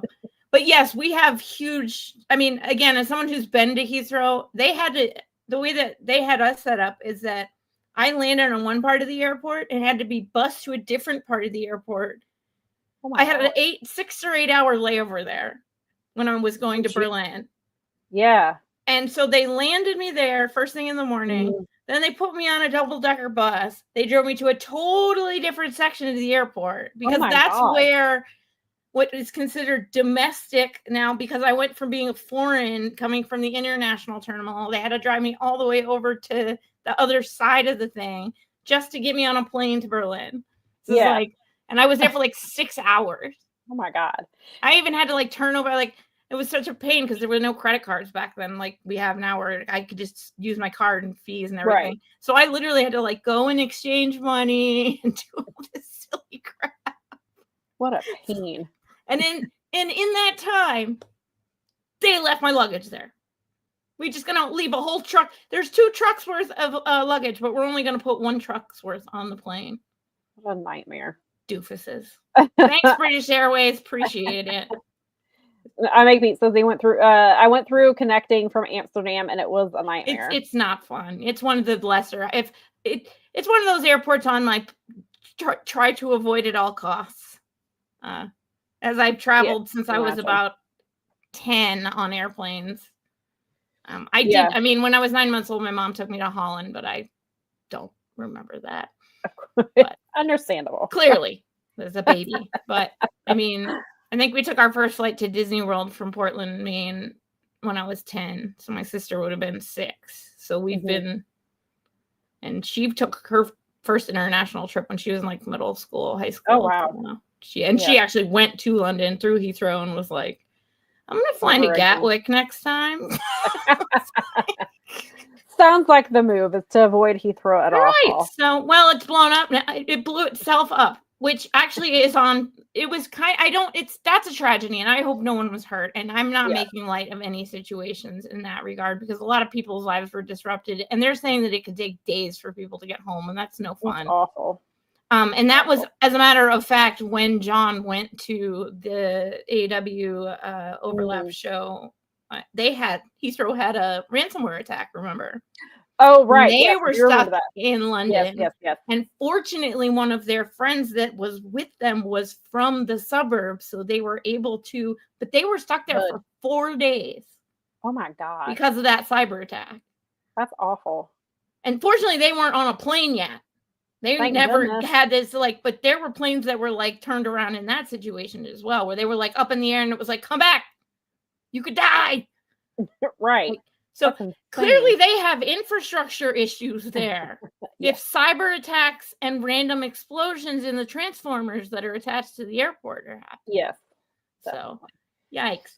I feel for the people, and I really just, it sucks because that tracks for that airport. And so to me, this seems entirely avoidable. And I feel for Will, and I feel for anybody affected for that, because that's not cool. Because they pay a lot in taxes too. Yes, they do. And yes, especially when you've got Pac too. You've got people like Will and Pac who fly in just for shows, and then that's a business trip. That is like a normal business trip for say a New York business person. Yeah, does that truck? I know people. I've known people in my life. I know them now who are regular transatlantic flight takers. That's. I mean, just from a pure commerce standpoint, fix your shit. Yes, fix your shit. I mean, I'm sure the British people are extorted in taxes just as much as we are. So fix our shit. Airport. Please fix our shit. So we will go back to Dynamite. All right, and that concludes travel and infrastructure shells. Well, we did have to put that in there because it did directly affect one of the wrestlers on the show. Well, on top of, it's like you have the weather and then a giant explosion at a major airport that affects a number of the talent. So yeah, right. Yeah, this it's is what lot. We do. Civil engineering shells. No, don't apologize. It's fine. No worries.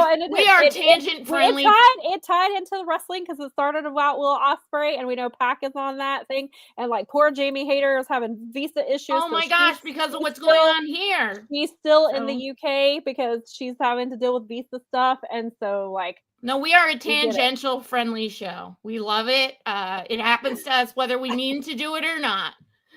I live on an island. I'm sorry. I'm sorry if it's one of the island nations. Difficulty is yes. Unfortunately, you kind of have to Did not get have on the airplane. I bumped my laptop. We live in now. Sam and I live in the part of the country where we can drive to a lot of crap, but it's expensive and hard. It does, It's but yes. So again, anyway, now that we are a wrestling show. I mean, that was wrestling adjacent. It was definitely wrestling adjacent. We will travel back to Dynamite so we can talk about this main event, which was Chris Statlander versus Megan Bayne. Got the main event spot. We love super to great. See it. The match was fun. We got Timeless Tony on commentary, who always throws them off their game. They never know, which is understandable. You never know what to expect to come out of Timeless Tony's mouth. She says things. She throws them off all the time. She makes them flustered, especially Tony Schiavone. She flusters him. Bless his heart. I love when she does all that stuff because it's like she's a lady saying it, and they just have no idea how to react. Yes, fabulous. Yes, it was great. And so the match was a lot of fun. Another 13-minute match. They went over the 10 o'clock time. frame. I got a little worried. I was like, oh man, it's like 10:52. Are they going to go over? Are they going to make this match in like right on the dot? Yeah. But nope, they got over a little bit. And so the match I thought was great. It was exactly what I expected from these two powerhouse women.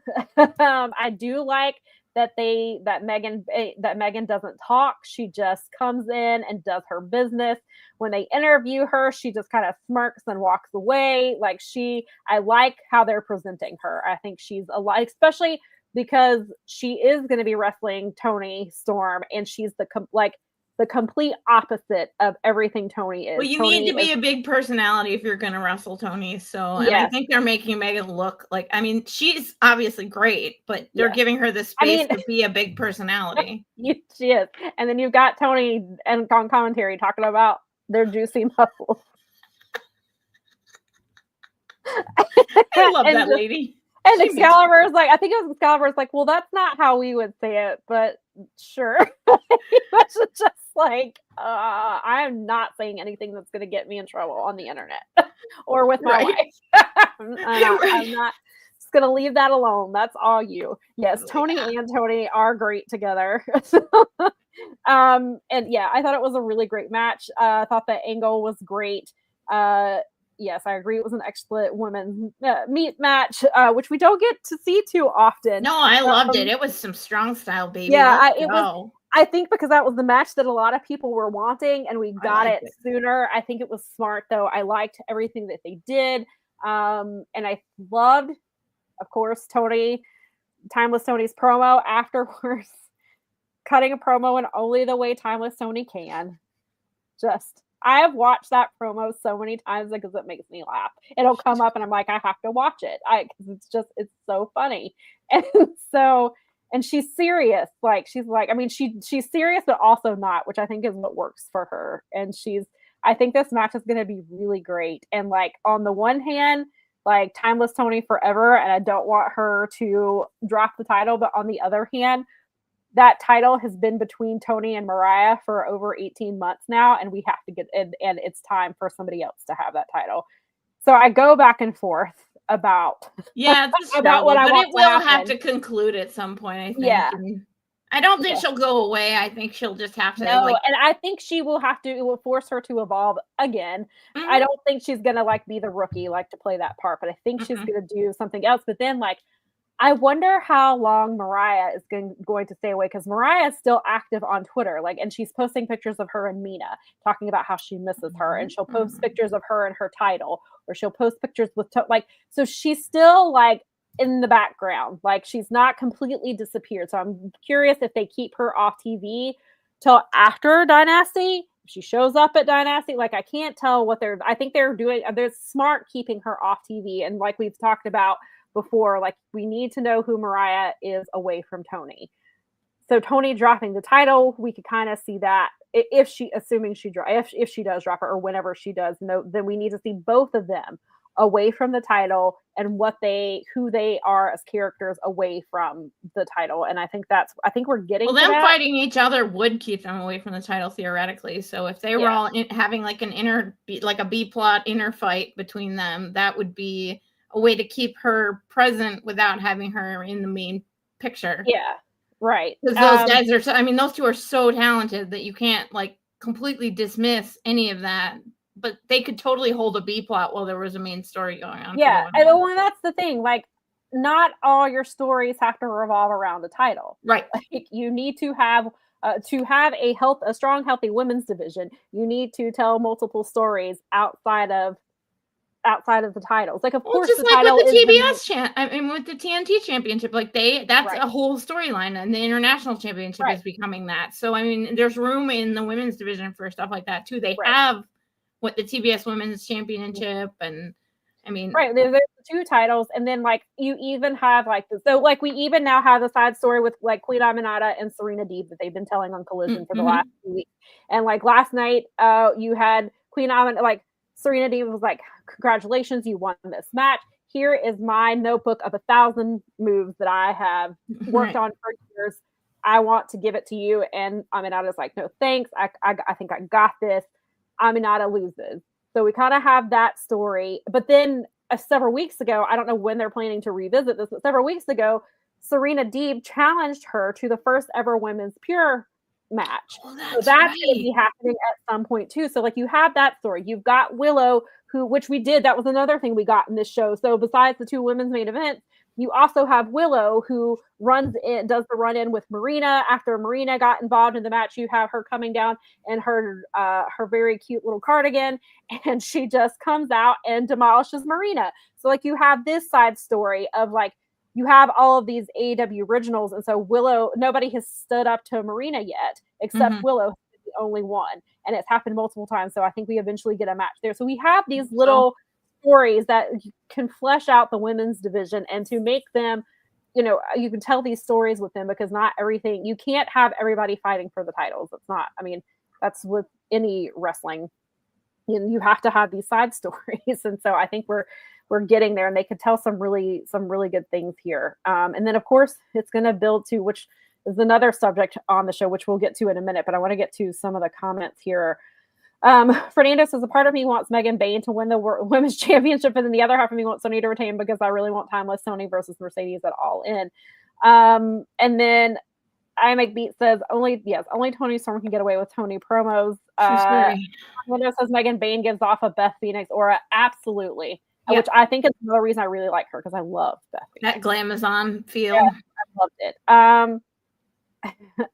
Athena challenged to, I don't think they're going to do, if they do a title versus title, it's not going to be where somebody ends up with a double title, I don't think. But they could do, I want to see Athena versus Toni Storm, whether there's a title involved or not. I will take that match. Fernando says, what are your thoughts on Eric Bischoff retiring? I don't believe it. I'll believe it when I see it. It's the wrestling business, and I don't believe it. I'll believe it when I see it is the answer to that one. I believe he'll only retire when he is no longer breathing. And I don't mean that in a bad way. I feel like somebody like him, especially, I'll believe it when I see it. I would prefer that he does, but I don't believe it. He's still got his podcast, right? That's not retiring completely. I have no idea. I thought he had I don't know. He does have a podcast, 83 Weeks podcast. But it's also funny that he is retiring when I think Dynamite is in 4. No, I think this was last week's episode. So I think they are 3 episodes away from lasting longer than WCW did. So maybe that's why he's stepping away, is because now he can't say anything, because AEW is about to outlive WCW. Outlive them. That's awesome. They're about to outlive that. Or at least them on Nitro. Your hatefulness will be absorbed into the outlivingness of your failed experiment. Yeah, right.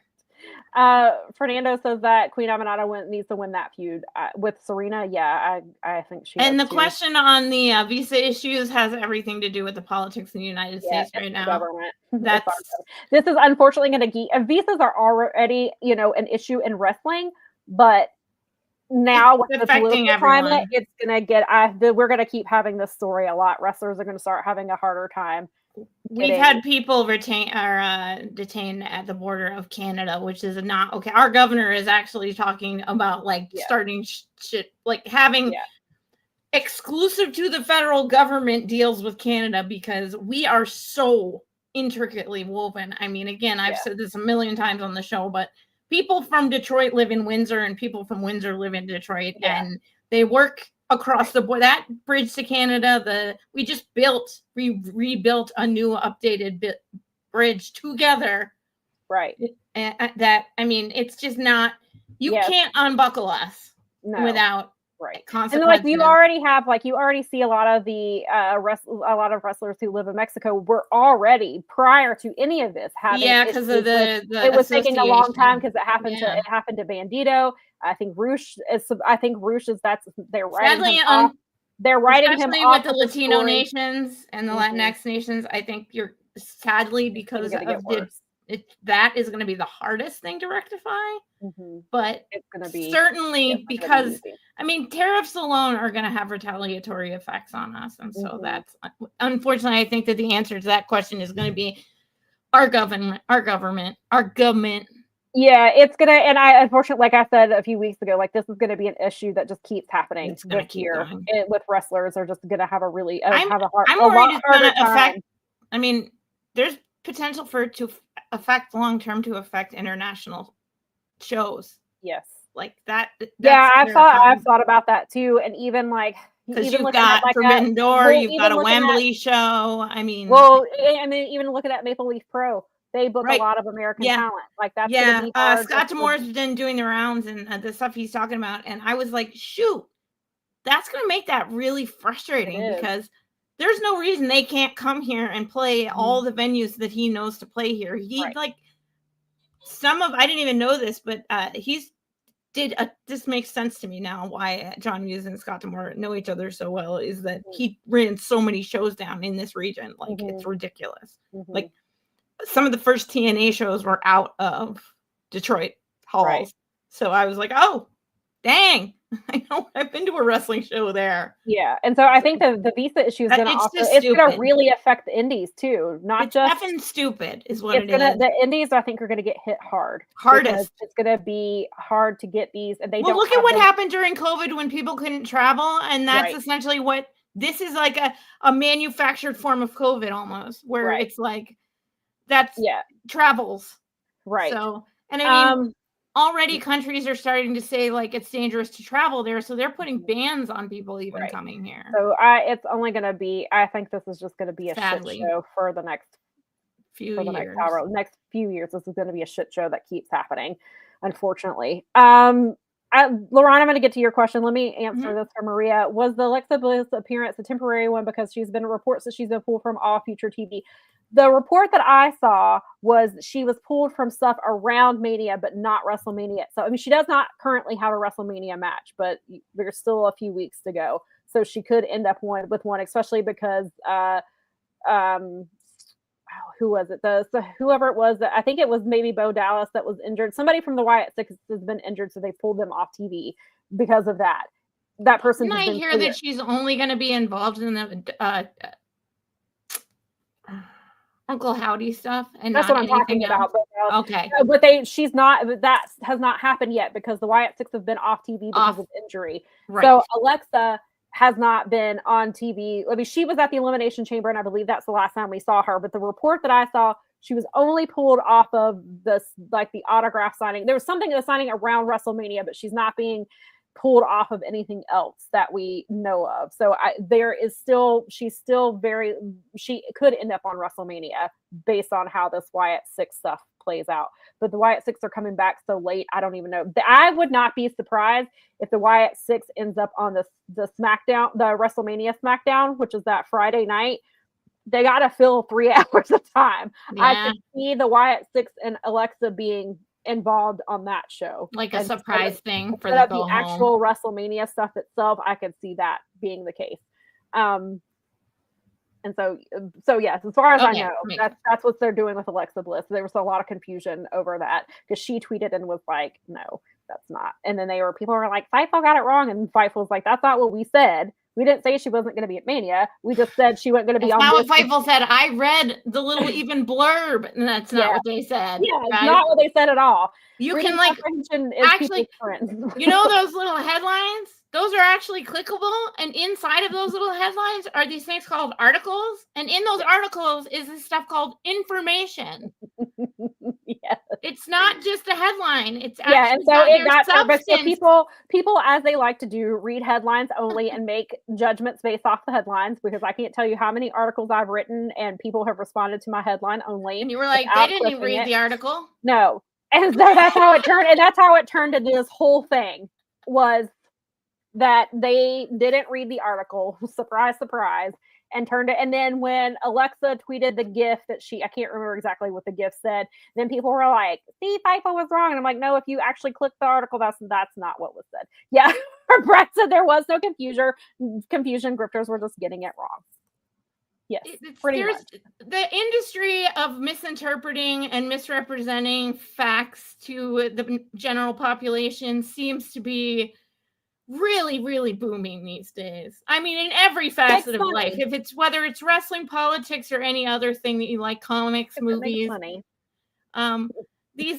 these instigators and these grifters and misinformers, just make sure I like to think that we have a rational, critical thinking audience out there, because and people they are ask all very questions engaged. if they're not sure, which is what we're all here for. Right, exactly. So I all like here to to learn think that from each all of other. you out there who are participating in what we like to do here every Sunday and during the week online are really smart people who understand this. And so but unfortunately, you don't represent the larger population of the internet. Well, not necessarily the larger population, just the louder population. The loudest you're right. It's actually that's true, because I think that what I would consider like people with like reasonable thinking schemes in their lives don't go out screaming about things like that, because they don't need to, because that shit's not living rent free in their head. So it's not. So LaRon asks, does anyone know why Julia Hart is doing the best of 3 series with women on the roster? First it was Jamie, and now it's Queen Aminata. I think it's because they can't put her in the title picture right now. You would think because she was the TBS champion, was injured, had to leave to have surgery. She dropped the title, and I think they're just trying to build her to get into a title. That's my only. I don't know for sure, but my guess is they're trying to just build her back up because she was off TV for a while. I mean, you could arguably, she is a former champion. You could just put her right back in the picture, but I think it's crowded because of. And she also wasn't alone the last time, so you have to reestablish her character as a solo. She's still part of the Hounds of Hell. Like, she comes out with them and stuff. So I like that better, though. I think that maybe their little partnership, their heathen partnership. I mean, she was the true leader. I don't care. She was me the too. Leader of House of Black. Oh, she is the leader of the Hounds of Hell. Oh yeah. Buddy is there's no Hounds of Hell right now because Buddy is injured. I still have not heard the time frame of when he's supposed to be back. Oh, didn't he just come back? He injured himself in the entrance with his match with Okada, and then still delivered that banger match. That's right. You're right. He's been in a boot ever since. I have not heard a time frame, and so I guess because they haven't been putting Brody. I think Brody had a singles match like a couple of weeks ago, but they haven't done as much with him, and I guess that's why. It's because he's off TV.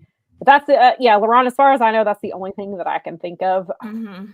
I'm really not sure. Fernando asks, is AEW still doing another wrestling show? There were talks about it for a little bit. Was that Shockwave or is that WWE? I think no, Shockwave I think was AEW, right? I think so. But I haven't heard anything about it recently. And then when I was on the media call a few weeks ago, I asked about ROH and if there was any update there. And he said that their focus obviously was getting started on Max and getting the ball rolling there. They've had some international rights stuff that they were dealing with as well, because they've been doing the stuff with ITV and stuff. I think there was something in Canada that they were working with, so they've been doing that stuff as well. I hope they can get with those, because that would be nice. They say that it's still possible ROH is going to TV, because I asked about True TV because Dynamite repeats on True TV on Friday nights. So I asked him, I said, is ROH going to get that spot? And or are they going to TV, or are they going to get that spot? And he wouldn't say one way or another. He said there are still conversations. So I assume that there are also probably still conversations about the other show as well. But it seems like their priority obviously was rolling out the Max stuff. Now, and then they got the Prime deal. That's what it was. They announced the Prime deal right. That's right. They're doing pay-per-views on Prime. Yes, because Max is nowhere near. Because Max has to have. There's a lot of infrastructure that goes into showing live pay-per-views, and they are still building the back end of that. And so AEW is trying to give people as many options as possible to watch pay-per-views until they can get on Max. And then it doesn't necessarily mean that once they get on Max that they'll do away. I mean, I would assume that they would probably do away with some of these things, at least in the US. But, that remains to be seen. And he doesn't know a timetable because these things take time to build. And they were already working on it before the deal even started. So now I wonder, because I bought the Triller 2-pack for the most recent pay-per-views. but Triller was like effing up the last time a lot. And here's me. I was like, I'm not going to do the Amazon the first time because I don't want to be beta tested. But then I should have really thought it over because it's Amazon and they hold like the servers to like GD everything. So I think they were also, I think another reason is, I can't remember if the boycott because Amazon was being boycotted. Okay. And I don't remember if that was the same weekend or if it was the weekend after, but Amazon. But I'm wondering if anybody like purchased it on Amazon. I don't know if they have the 2-pack, which is more attractive to me as a consumer, but was it a better product? Like how did it come through? And you have to be, and from what I think I don't know if there's been clarification. I think you have to be, even if you are a Prime subscriber, you still have to pay for it. Right. Which a lot, like sometimes with New Japan, they do that. Sometimes you have to purchase pay-per-views. That's true with ESPN. Sometimes even with Triller, you have to purchase pay-per-views outside of, because like I have a Triller subscription, but if I want to watch AEW pay-per-views, you have to buy the package. Yeah. So I think Amazon Prime works the same way. But if any of you are watching and you watched it on Prime, let us know what you thought about it. How it aired. Did it give you any issues? Was it easy to navigate? How did it sound and all that? Let us know. Because I mean, that was the first time I've really had problems on Triller, but they were struggling. We had a couple of issues. It cut out in the first match, and it cut out again. I can't remember. Nikki might remember, but later on it cut out. Luckily, it came back before you didn't miss anything important. But I feel like I think some people missed some important stuff with MJF and Hangman, I believe. It was because what was happening is it was like deferring to its like primary source line. So it was showing you like the screen where it was like source 1, blah, blah, blah. And it's like, guys, we kept getting the thing that we used to get during strong shows all the time, is that the venue lost connection. Yeah. That's what we kept getting. But then it would pop right back on. But I think other people. And then there was a point where it was like the audio was not, like the track was not caught up with the video at all. And it was like, what is happening? And it would do big jumps all the forward time. Like it would be lagging behind and then do a big jump forward where it was ahead of the time or something like that. Yes. Or it was just playing sound from another like source, and it's just like New Japan Strong used to have those issues on Triller. I remember. That's what they always I mean, I love for the culture, but a lot of those venues struggle sometimes, and so it is something that you just sort of, it's not something I'm not used to. It's just one of those things that I'm like, just frustrating, especially when it's on a pay-per-view like that. Well, and I mean, obviously, like wrestling matches are about pacing. Yeah. So it's like the reason I don't cast my New Japan to my TV most of the time is because it makes it lag. Yeah, I hate that. I use New Japan World on Apple TV, and that's probably more secure than what I'm doing. It plays really well. I don't generally have issues with it. So Samsung just doesn't. You can't download the app onto the Samsung TVs. Gotcha. So you have to cast it. That makes sense. Was Brody Okada's last match? No, I thought Brody had one more match after Okada, but maybe maybe that is what it is. Maybe it was Okada. Maybe Okada was Brody's last match. Now that you say that, because I was trying to remember. No, I don't think Tony Khan's gonna sell our. I don't think so, especially since he bought it with. I mean, out of the blue. He bought it with his, and this is like something that is really that needs to be reminded. Yeah, AEW is with his dad's money. Mm-hmm. He bought ROH with his own money. That's his venture. Yeah. That is his investment. He bought that was like Tony Khan bought ROH. That's not by way of my dad. So he basically bought it to save the library. And he bought he the whole thing. He bought the ring gear. Mm-hmm. He bought the production gear. Yeah, he bought everything. He bought it lock, stock, and barrel. Like the whole thing. It is his. He is not gonna, and I mean, in a way, I mean, and I think because of the level of his fandom, just for that library, I don't see him ever selling it. Even if he never gets it on TV, I don't see him, unless it's to someone like Dave Meltzer or something. You know what I mean? Unless it's to Bryan Danielson. Or something like that. I just don't see it. I don't. I don't see that. I mean, that's going to be something that gets passed down to like a family member when he goes away in many, many moons. Like it's not. I don't. Even if he can't get it on the television, I think that it will still be a Tony Khan property. He's know what it is to have money. That is crazy to be able to make that kind of merch. I know, right? Well, like, I mean, his dad rolled up to the Super Bowl in a yacht, so. Well, those people, and I mean, they, in fairness, they made their money, and it's hard to make money, and whatever. But yeah, I wish I could have. I just, you know what, I'm going to buy this wrestling promotion. So I made so much money off of this venture that my dad invested in from this wrestling company that I went out and bought another wrestling company with my own. So I bought the wrestling library so that I could have it and it wouldn't get stashed away by that other person, because that's exactly what we've seen, unfortunately. Which is exactly what would happen. So I will, even though I have my arguments with ROH all the time and I have a lot of frustrations with it, it's keeping people employed. Yeah. And it's keeping the library accessible and not hidden. And so it was a questionable purchase if you were going to run it. Like, all of us thought, oh, he's buying the library. And no, he was like, no, I'm not just buying the library. I'm actually running it. And that was the part where we were like, don't you have enough to do? Oh, but he's keeping people employed. And yeah, no, I agree with that. I mean, and the wrestling, and again, as we say all the time, that's not just your wrestlers and your commentary that he's keeping hired. He's keeping, that's catering, engineers, makeup, production, all kinds of stuff. Film, video, and as we talk about, wrestling on TV is limited. There's only so many places that you can do that. So I do, and that's not to say ROH is not above criticism, because good Lord, I do it all the time. Like, you can catch me. I fill in on Honor Ramble sometimes. I was gonna say, Sam is one of the 12 people that is legitimately watching ROH, so she can speak to this. I will say it has been good the last few weeks. I really enjoy this relationship with CMLL. They had the main event the other night was Commander defended the television title against Dark Panther, and it was really good. And Dark Panther retweeted me the other day when I said that it was awesome. And then AR Fox wrestled why did I just blank on who he wrestled? Because the match was awesome. Here, like Hechicero.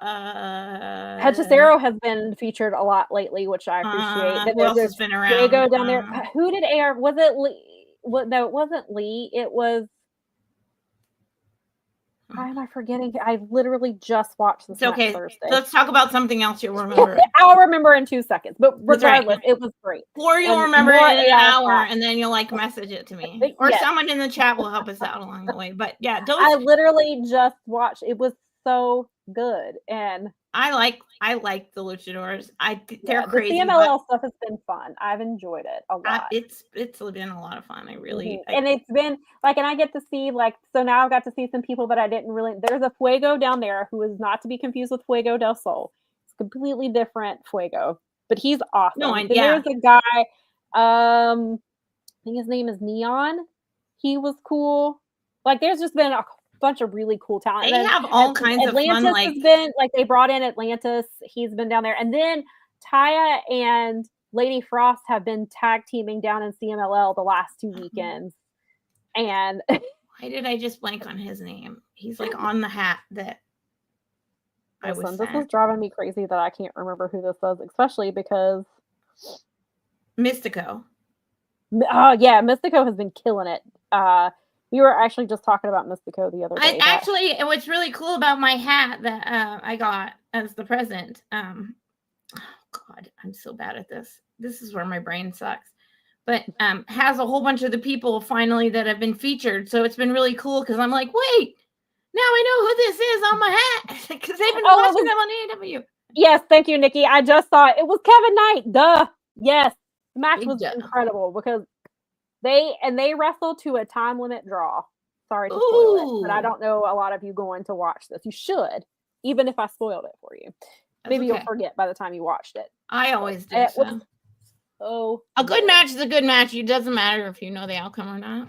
Yeah. It was very, very Sometimes good. I know the outcome and the match is so good that I still am convinced that somebody lied to me. Yes. Oh, this is a very long story. Why does CMLL and Triple H hate AAA hate each other? I heard it's worse than WWE and WCW from back in the day. Yes, it is way worse than WWE and WCW. It goes back it's gone back literal decades. Because it's more than 50 years. Yeah, because I think CMLL has been around for isn't it CMLL that's been around for 90 years? One of them has been around. AAA is an offshoot of CMLL, which used to be EMLL or something along those lines, something like that. But the two people, much like Baba, it was like Baba and Inoki on speed. Like two guys from the promotion split off, and one started and it's like Hatfields in McCoy's level. Yeah, like they hate each other. They won't allow, like, that's why people change their names all the time. AAA will not, like, Black Taurus is Black Taurus because AAA will not let him use. Well, now he's Beast Mortos. He can't wrestle. Or that's what I'm saying. That's what I meant. I got it backwards. He's Beast Mortos because they won't let him use Black Taurus on there because and Penta has had to change his name like 6 times. 6 times. Because he was Pentagon Jr., then he was Penta L0M, and he was like Penta Obscuro. Just think Montague's Capulets. They just hate each other. And then that's why a lot of names repeat. Like you'll have multiple versions. Like the current Mascara Dorada is not the same Mascara Dorada that was in WWE. It's a different person. Well, that's like even in AEW keeps tagging the wrong one. And Mascara, at least Mascara is really cool about it. He's like, hey, that's not me. And he like every single time they tag him, like in a clip, he's like, hey, that's awesome, but it's not me. It's not this. It's Mil Mascaras, not Mascaras. Excuse me. Hello. Yeah. Brad said that Commander being able to work for CMLL and getting cheered over Mystico this weekend was huge since Commander used to work for AAA. Yeah. There you go. I saw that Commander and Hologram had matching gear this weekend for their match in CMLL, and then they're wrestling tonight on Rampage, Collision Page. The way I remember the story, it was very personal between the owners, and it was like very much like Inoki and Baba were like, we can do a better job than the people that are doing this. They worked together for a little while, but because they did things entirely differently, they ended up clashing so hard that All Japan and New Japan became things because they were like, screw you, I'm gonna go book my own thing now too. So yeah, like there is legitimate. I think that the best that's been told to me, I would say that the feud between them runs deeper even than the Inoki Baba one, and that may as well be WWE versus anybody that has ever come along. I wouldn't even say that WWE versus WCW doesn't hold a candle to the Mexican. No, the schism between those people. They laugh at that. They would not. That comparison. It's not. Yeah, it doesn't even register compared. Oh wow. Good. No, what did you say? Brad says Mystico tapped out Commander in their tag match, and CMLL fans booed Mystico for that, and they love Commander and Hologram because Mystico is huge. Like Josiah and I were having this conversation a few days ago about how Mystico is one of the former Sin Caras in WWE because there were like 3 of them. And they botched Mystico so bad that he had to go back to Mexico and rebuild in CMLL. And he's like a top star for them. He's huge in CMLL. And then he's been in AEW some, and he's incredible. I love watching him. And so for him to get booed by those fans says a lot because he is one of the favorites down there. And he's a huge star in CMLL. And so for him to get booed over Commander tells you a lot about what they think of Commander too. And Commander, I think, is incredible. I love him. I love Hologram too. The Commander has really as a TV champion, that man is wrestling week in and week out defending that title. He's always doing something. Yeah, and Beast Mortos, who I love. I love my tribal chief. She loves the tribal chief. I do love my tribal chief so much. And so he's been killing it too, and I think was he down there this weekend too? I think he was. I feel like I saw something. Like that's probably true. I know that Fantastic Mania is like being listed on the New Japan site right now, and I can't remember if it happened or if it's happening. So yeah, I can't remember either. But it's on the pages, so because they have their relationship already. So yeah. And I do like checking into those sometimes. I haven't gotten to anything really, so I feel you. I'm shamefully behind on everything. Oh, Nikki and I, we still have to watch night 2 of Jersey J Cup, and we got one of the matches spoiled because because Joey Janela is bringing it back for a rematch at spring break, and so that's how I found out. I mean, it has been like 6 weeks, so or maybe it hasn't been that long, but it's been a while. So we should have had time to watch it, but we have not. I still got to watch ZSJ versus Mance and ZSJ versus Fuego is still like that. So Nikki and I were discussing yesterday. We're like, what do we watch first? Do we finish Jersey J Cup? Do we watch 2 Zach matches, or do we watch New Japan Cup final? But she had not been spoiled on the final, so I was like, let's just go ahead and watch the final of that so that we can get that out of the way. And I was like, I still have to watch stuff from the anniversary show. I still need to watch the anniversary show. So good. Yeah, I was like, I still need to watch the show that was supposed to be the first night, but because the ring broke, it ended up just being a talk show. Like, I still need to go back and watch that. And so I'm gonna have to like make a list of what I've got to go back and watch. Yeah, unfortunately, real life has been getting in the way of my wrestling watching, and I need that to stop.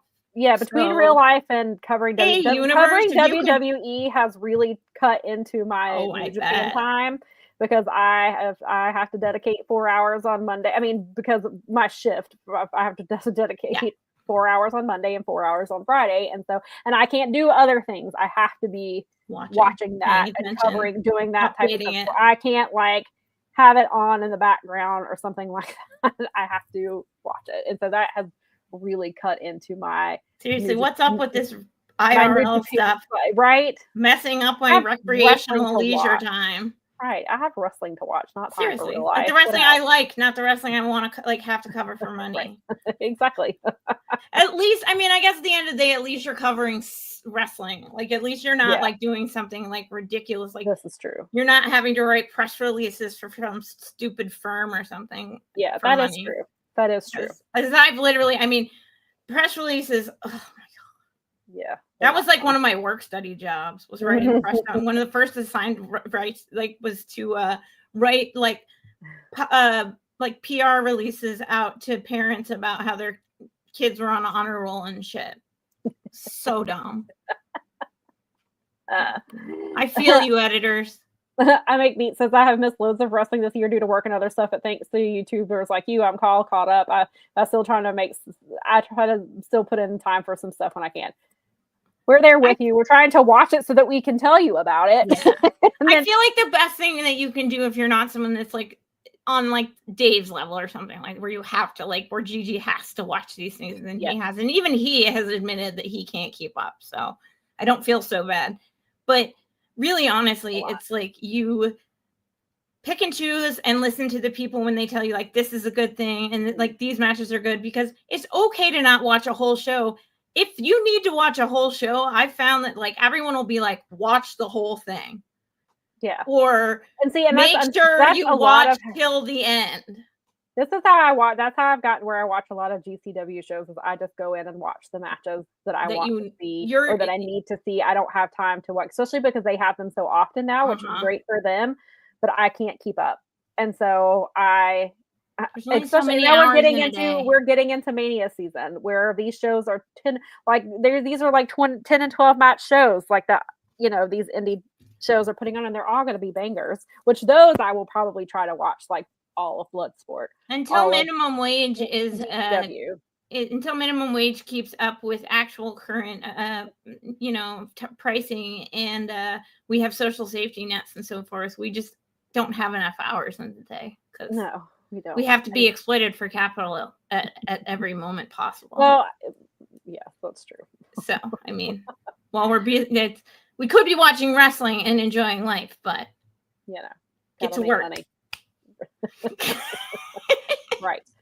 We all know what really matters. Yes. So I'm gonna go. There's been some questions that were in the time in here, but I want to get to this first, and then if we have some time, I'll try to get back to those questions. Okay, I'm not ignoring your questions about the WWE Hall of Fame. But we don't want to be here all the day. I'm not ignoring you. I'll try to get to it, but I want to circle back to Athena versus Mercedes, because a report came out a few days ago that they are potentially running this match earlier than expected. They could do it as soon as Dynasty. Doesn't mean that they are. They've just heard that there is a possibility. So people have been like freaking out. They shouldn't do it at Dynasty. We don't know for sure yet. Calm down. Is it likely because there's rumblings? Yes, it's probably more likely than not. But nothing's official. They could change their minds about it. Maybe they're trying to wind people up on purpose. I mean, there's that too. So they're talking about it. there's the possibility that they're doing it. And as I mentioned last week, or more recently, one of the recent shows, Mercedes is going to be in the UK defending her undisputed that's right. women's British. I'm trying to remember. I think it's undisputed women's British championship, I believe is what it's called. And that's where she has the 2 titles, because she has the title from the sister promotion that got absorbed into Rev Pro Southside. She has their 2 titles. So she's defending it against Kanji WrestleMania weekend. And a lot of people, I'm not familiar with Kanji, but I believe Brad said that she was really good. And I've seen Darius Lockhart has been talking about her and putting over Kanji. So I assume that when Mercedes goes to the UK, she was going to probably be making appearances for other companies, or at least more than one. I mean, sure, she could fly right in, do a show, and fly right back. I mean, clearly she could. Unless the airport explodes. Right. So I see her most likely staying over there for a little bit. And then you have to build for Double or Nothing. So I don't know that I would do the match this quickly, but I understand that the timetables may be different because Mercedes has multiple titles. I assume I don't believe she's been announced, but I assume she's doing Windy City Riot. Would be my guess. I'm just assuming she's doing that because she has the strong championship. And so she's got a lot. That's a big locale for them. They and play so there all the time. She's got a lot going, and then you start getting into like later on a few months, and you've got Capital Collision. You've got there's usually 2 or 3 other shows in the U.S. So I feel like she's going to be booked and busy, and so I don't know if they're just trying to get her. And if I don't know if she's going to do more indie appearance, because obviously she did HOG wrestling. Is she going to do other independents on top of that? So I don't know if they're possibly, Maria says, the demand is for Mercedes versus Athena is very high. Okay. Thank you, Lauren. She will not. Oh, she's not defending it. Wow, that's interesting. That she's not. She's doing other stuff then. Yeah, maybe so. Thank you for that, because I had not heard that. So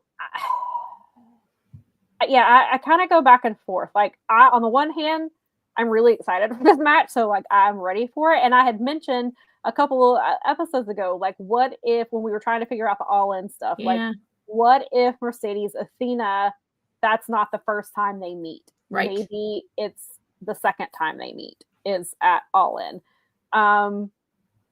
So maybe that's what they're doing. Maybe they're going to build as Lyric put it, a dream series instead of it being a dream match. Maybe they're going to do a 3-match series. But then that's where it comes getting the title involved, because now Supercard is happening May the 2nd. Would they put a Mercedes and Athena on an ROH card? I believe LaRon asked me this the other day. I wouldn't hold my breath. Would I love to see it? Yes. But because of the way they book ROH, I don't know if I should hold my breath for that. It wouldn't be, and that would sell shows that would sell subscriptions to your network if you put Mercedes versus Athena on that card. It would be the smart move. Are they going to do it? I don't know. And then it comes to the titles. Like, how do they do it? Do they do title versus title? Mercedes clearly she's the belt collector. So having an interest in getting the ROH title makes sense, because and especially because Athena's been so dominant. Also, it makes sense that Athena is like, I'm beating literally everybody on this roster. I have nobody else. I want to go against one of the best in Mercedes. So you have that storyline. So like, the story is there, but I just don't know how. I don't know. I'm really torn with what they do here. Like, if they do it here, I feel like it's the first match in the series. Did you have it maybe they go to a time limit draw, and maybe that's how they do it. And then Mercedes Athena 2 is at all in. And then maybe you do a third one. I don't know where.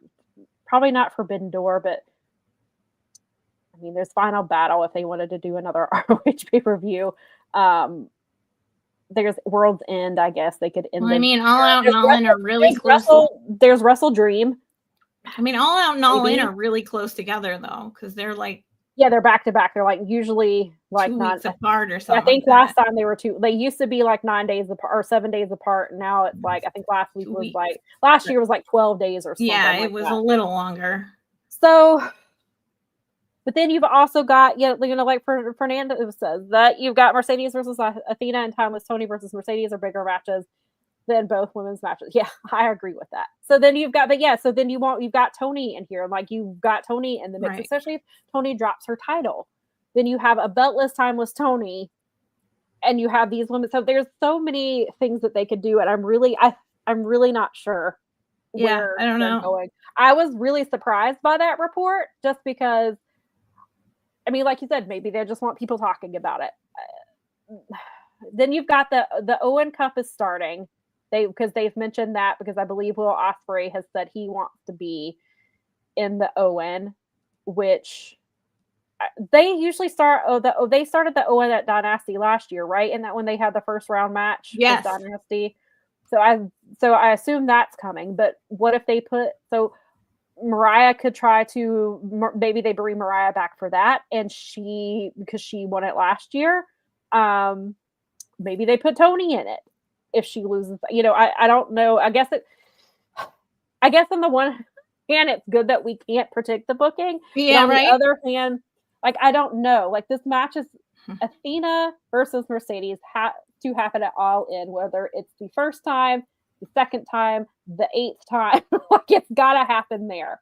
But then I don't know what Mercedes' schedule is about to look like with her going to if she's going to defend her title, other titles elsewhere. Is that why they're booking it so fast? Is it just because people want her to do this? And then what if she takes the ROH title and Athena moves to TV for a little while?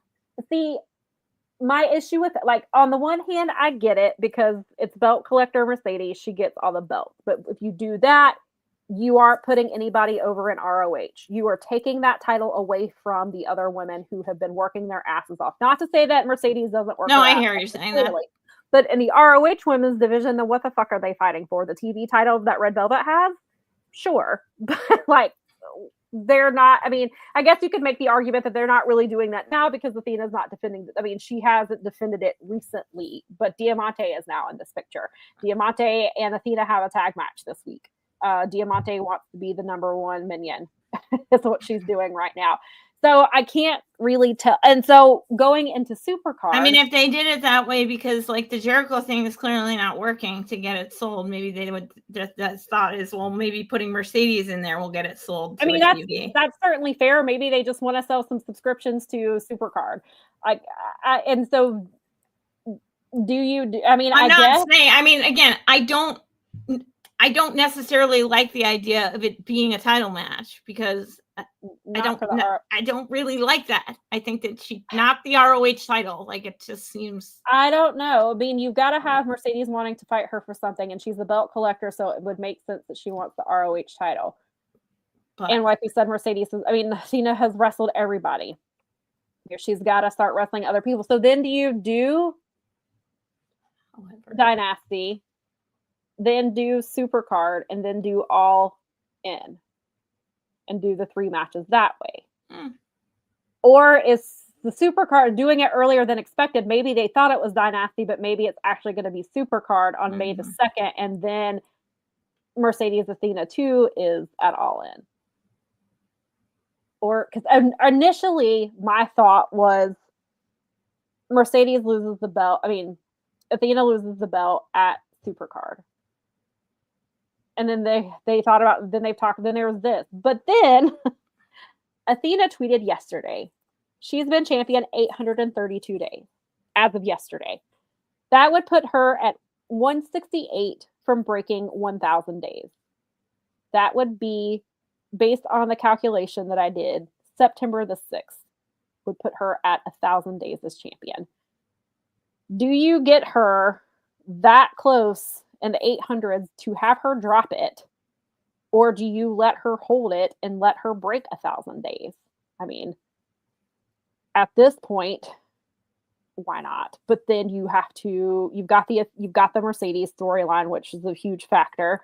But then you also have, so she would go through, Supercard now we know is May 2nd. Death Before Dishonor is All In weekend, which is July. So she'd have to hold it. So she'd be, if she holds it through past All In, she'd have to hold it another 2 months to make it to September. So that's another factor. Does she, because some people think that Mercedes is going to hold the TBS championship for more than 500 days to break Jade Cargill's. Right. I don't know if that's what they're doing. I can see that being the case, but if you're going to do, but at this point, you've already had Athena hold it for 832 days. But how you have to figure out the only way to extend it, I think, to 1,000 is to get her involved with AEW's roster. Because she's wrestled everybody. There is nobody else on that roster for her to wrestle.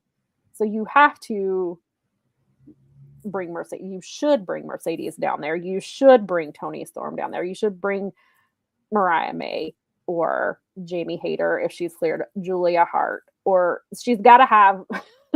That's the only way that they can extend it, I think, is for her to start wrestling people on the AEW roster.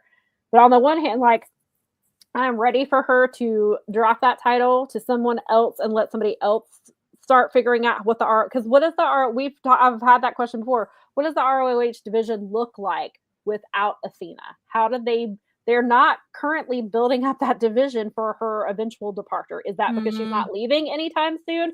And maybe they are going to get her to the 1,000-day mark in September. So maybe they've got a few months to kind of build that up because they're not right now. And then, but Athena needs to be on TV. Like we've talked about this. She needs to be on TV. Unless you're getting a TV deal all of a sudden, she's got to be on TV with AEW. So do they finally let her do what all the ROH male champions do, which is go back and forth between ROH and AEW, or do you keep hoarding her on ROH, but you're getting to the point where you can't do that anymore? So I really don't know what they're going to do. Yeah. It's hard to say. Yeah. Brad's opinion is having her hold up more days just together the number of stunts movement for the title. It's time to get to moving with her dropping it, which I agree with, but they haven't, because of whatever they're doing with Billy, they haven't, unless it's Billy that she drops it to, which was my original thought, that even still Billy was finally going to defeat her, which should be the story. But now Billy is doing this stuff with Mercedes, and she is wrestling in ROH and she is kind of doing some stuff, but there's not really any build up for the person to let, other than Bill and anybody but Billy, I guess, to take that title off of her right now because of the way they're booking things. I mean, you've got Diamante there now who is working to be a minion. So maybe eventually Diamante gets in the spot where she's the one to defeat Athena. Maybe that's the route. Maybe that's what they're planting the seeds for. I don't know, but they aren't.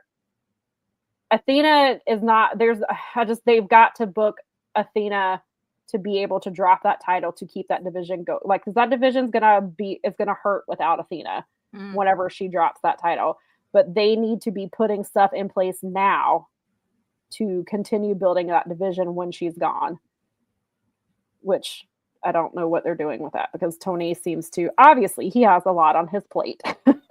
So and he's already, at least Red Velvet is out here defending her title a little bit more often. That's good. But like, I don't know what, I mean, yeah, I want Athena on TV, but I don't want, like, on the one hand, I get Mercedes winning the title because it goes with her belt collector gimmick. But on the other hand, you are stifling the ROH women's division by taking it off of Athena, not building up anybody to defeat her. So you're doing what happened to what Asuka did to Ember Moon.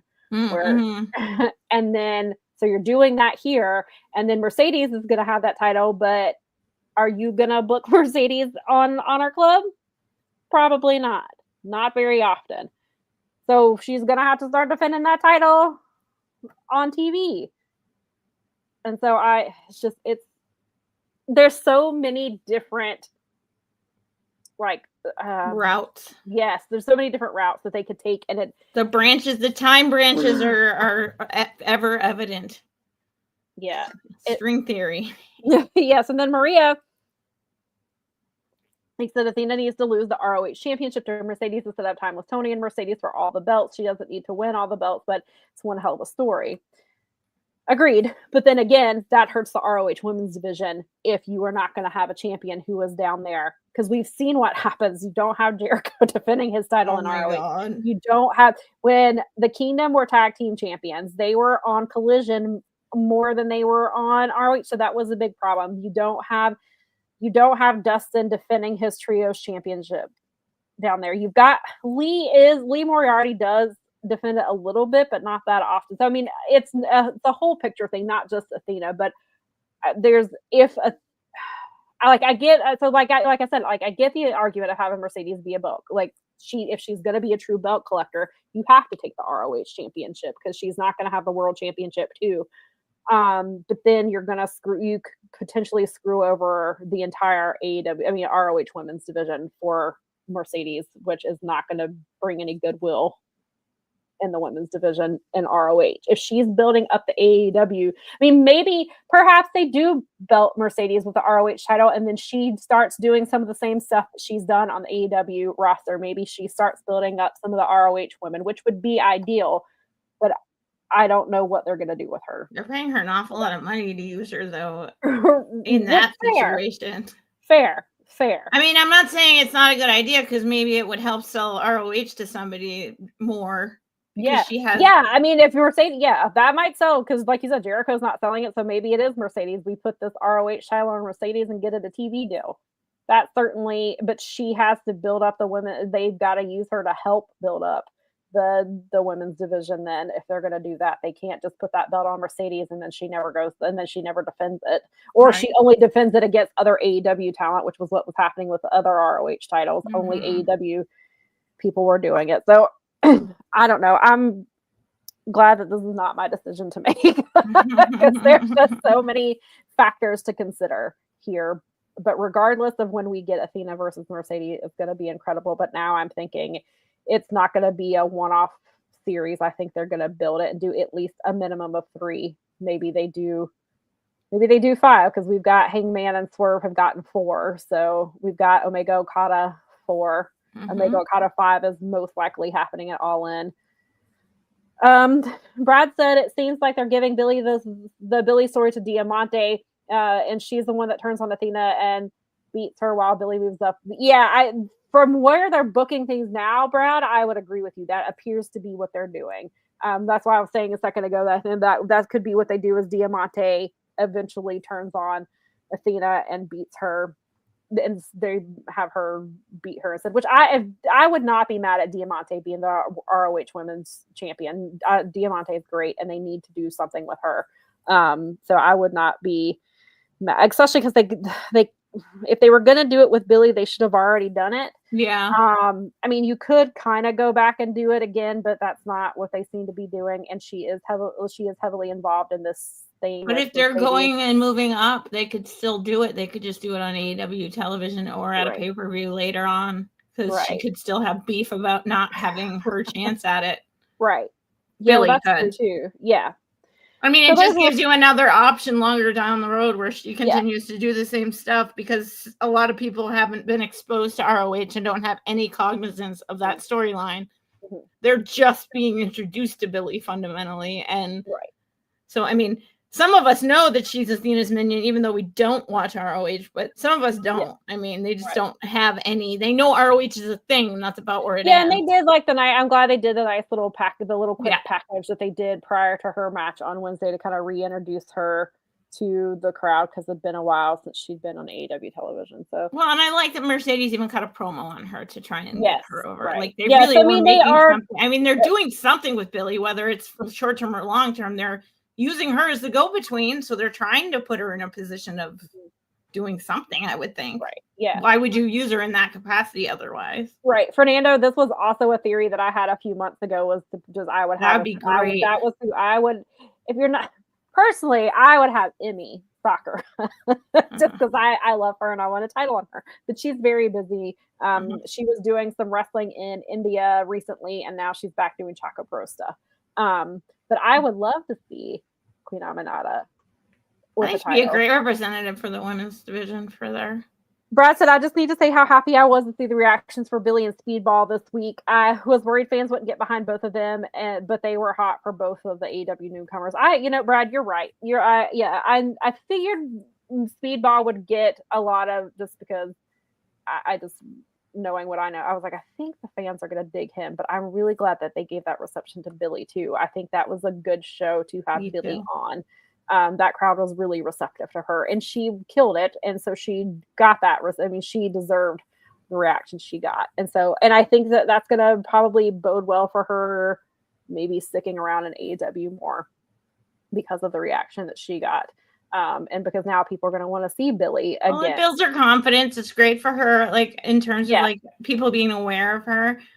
And again, like, we all know Speedball from all of the indie stuff that we all watch and all of that jazz, but a lot of people maybe have only heard the name or haven't seen them at all. And just to have that reaction where it's like, because good is good. Yes. And I want to plug, if you guys didn't see it, I'm going to plug my friend Doc Chris Mueller, who writes for Bleacher Report, interviewed Speedball. The interview came out last Wednesday, I think. And it's a great interview. Speedball had some really cool things to say, and he was he actually talked about like how he kind of wishes that nobody knew who he was in his debut, so that he could not necessarily, part of it was expectations, but also just like he's debuting in he's like, so I kind of wish I didn't know, but like, so the interview was really great. So I did retweet it, and I reposted it on Blue Sky, but if I remember, I'll post it again, because definitely it was a really good interview, and I highly recommend checking it out. Brad says the smaller venues are bringing out the old school fan reactions. The AEW fans are now coming out to the shows again. The fans that know what they're watching. I would agree. I agree. As a matter of fact, it's finally happening. They're coming back to Detroit. Oh my God, it's happening. And actually, two shows. For two, not one, but two shows back to back to back. And actually the location that they picked is a really sweet venue. And it's actually something that I haven't been in the venue, but I have many friends that have worked that venue because of events that have gone. There's used to be a very big Halloween event that took place at the Masonic Temple in Detroit. Oh, nice. Mike Gilbert's like, oh, Tony Khan's in with the Masons. I'm like, guys, that hasn't been an actual Masonic temple in a really long time. It's Detroit has a lot of historic buildings in it because it was one of the first new places we moved to from the East Coast. So this region here. So it's and so this is super awesome. And because of Detroit crowds and how they are, like I was wondering if they were going to do Harpo's, which was where GCW plays a lot. But it's kind of, I don't think it would be the same. This is going to have seating. It'll be more of but it's like a theater set. They're doing inside of the theater, inside of the temple. And there's people have shown on, but that is going to be a banging show. We're already loud at the arena. So, right. So being in a smaller venue. When it's an indie show like that in Detroit, that is when people do hang from the rafters. That is the crowd, Brad, that you are straight up. That you could debut the most random person in the universe at that show, and Detroit would know who it was. You're right. And I'm not just saying that. I am slightly biased by living in the metro area. But I'm saying that as like experience. Like GCW never passes up Detroit on their tours. They always come here. They always have a show in Detroit when they do their tours. Like always. And I've been to one, and I know why. It is. And again, even our indie shows at the KOC. That place. Just you can't believe how loud like 300 people can get. I can. Yeah, I'm sure. It's just, it's amazing. So I'm pretty excited. I'm glad that they're doing both Dynamite and Collision there too. Me too. I'm getting two shows out of that crowd. I can almost guarantee, whether I'm able to be there or not, or both shows or not, I can almost guarantee that the Detroit crowd will show the F up for that one. Because they do. This is a wrestling town. It's a wrestling friendly town. It's a wrestling friendly state, frankly. It's even ICP has a wrestling company here. Let's be real. And they do a ton. They wrestle. They're touring. Caleb works with them, and they do so much great work for the community. Juggalo Love Championship them. Wrestling is touring, and Caleb Conley is heavily involved. Oh, like, no kidding. Not That's just cool. wrestling, but he's involved like with some backstage stuff, and they're coming to Charlotte in May. And as much nice. as I love Caleb, I don't think you could get me to go to a that's AEW show. Like, good for them if that's your style and you're into that. Then they seem to be a really positive place for the most part for wrestling fans. But that is just not the environment for me. I hear you. I don't. It would. And then I was like, I haven't seen, because Caleb doesn't wrestle around here anymore. And part of it is because Caleb is booked everywhere, and he's like, I don't come to Charlotte that often. And I was like, I don't know if I'm going to see you this time around, buddy. I wish you the best. Well, I don't think I'm going to be at that one. Jermaine has a good point, or a good idea, that he would have Mercedes versus Athena at the Owen tournament. That way, no belts are on the line. And that could be their first match, with Mercedes going over to win a shot at time with Tony. That is not a bad idea. Also, smart. Athena's so she's undefeated in ROH sanctioned matches. Her match in the Cup last year was not sanctioned by ROH. So that's how they got around her. She lost in the Cup, and that's how they got around it. So she's undefeated in ROH sanctioned singles matches. But that's how they got around it.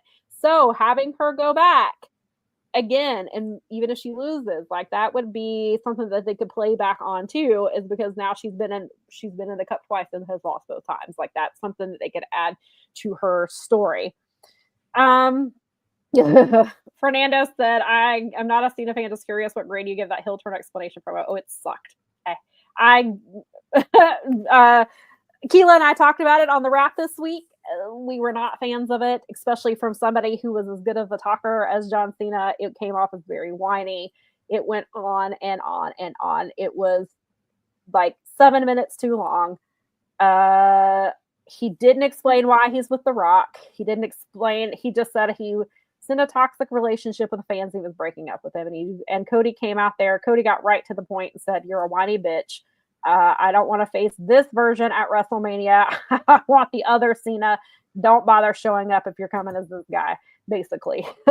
Cody knew what to do, and he turned it around, but that I did not like it. I was disappointed. I'm like, you've had 2-3 weeks to come up with a promo, and this is the promo you came up with. I was disappointed. So hopefully he figures it out. and I think he's going to be a good. The thing is, I think he's going to be a good heel. I think he could be very good at it. He's just got to figure out. And I know that was his first heel promo, so like, he's going to have to work on it. And I hope he takes some notes and kind of hones in on what he's doing. Talk about why he's working with The Rock. Right. Cena had 25 years to go in the heel promo. Fact, my guy, you had 2.5 decades, and this is what you gave us. And that poor kid, because he's out here talking about how he's basically calling his fans. I mean, he did the traditional heel, like, I'm a heel because of the fans. Yes. Yeah. So then, like, he has, because they're in this European tour, they're selling European specific shirts. So this poor kid. So John Cena. So it's funny. John Cena comes out to his regular music because somebody made the joke that he would rather die than let Def Rebel make him a theme song. Which I get. Let John Cena, as Keela pointed out, let him just rap his own song or come out to his Thugonomics music. Yeah. He comes out, he's still holding his little towel. Sir, you're not a babyface anymore. And he's wearing his shirt. It says Brussels on it. Poor kid. The camera person was diabolical, did this poor kid dirty. So John Cena's like basically talking about how the fans are stupid for believing in him and buying his merch. And they cut to this poor kid who's got to be 10 years old, and he's just looking like, just wearing this man's shirt. He's like, why is he calling me out for it? And they keep showing that poor kid. Like, he's now become like the WrestleMania guy who saw The Undertaker. Like, he's become that meme. Like, that meme is everywhere. And this poor kid, and I was like, this poor kid's going to become a wrestler, and this is going to be like his lore of how he became a heel, is because John Cena told him he was in a toxic relationship with him. I was like, this 10-year-old kid doesn't know what a toxic relationship is, because that's what he said. He was in a toxic relationship with now his parents have to go home and explain what that means. And that is a heel move in and of itself, John Cena. Maybe that was the point. Maybe they didn't want to explain that to their children until they were ready to explain it to them. Same beef I have with bringing kids to rallies. Whatever. The Brussels loyalty respect. Not my joke. That's nice. I like it. That's okay.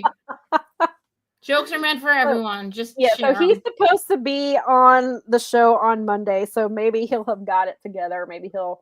And then, so John Cena likes to post things on Instagram, and I had not seen it and didn't know about it until Keela told me about it. So I went to look, and so he posts this picture, and it's of Ross and Rachel when they broke up. Except the whole point of Ross and Rachel, if you have watched Friends, is they were on a break.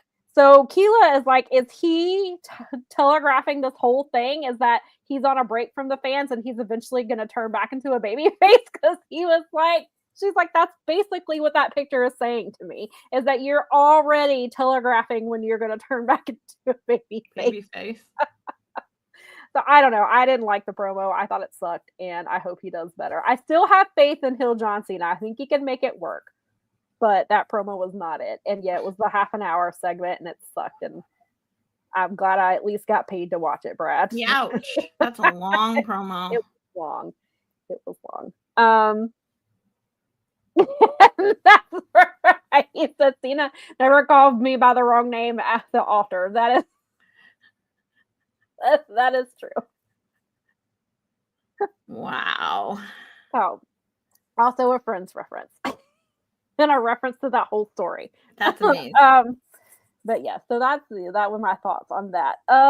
We did have it. We've been here forever. But we can talk about this Dynasty card if you want to, or just real quick, we'll go through what's happened. Well, we kind of talked about it because we now have the 3-way with Kenny Omega versus Ricochet versus Speedball is on this card.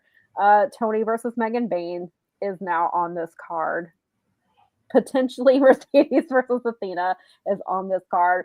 As we talked about earlier in the show, they could do Adam Cole versus Daniel Garcia, do their rubber match on this card, which I think would be smart. I agree. They seem to be we referenced it a little bit earlier. They seem to be setting up the FTR heel turn, which for some of us, they're already heels. So, but I meant to mention this when we were talking about Cope. Paul Fontaine tweeted something very interesting. He said, if I know Cope and his history, we aren't going to see Cope on TV for a while after this, and he might be off TV until All In. I think is what he said, or Forbidden Door, one of the two. Interesting.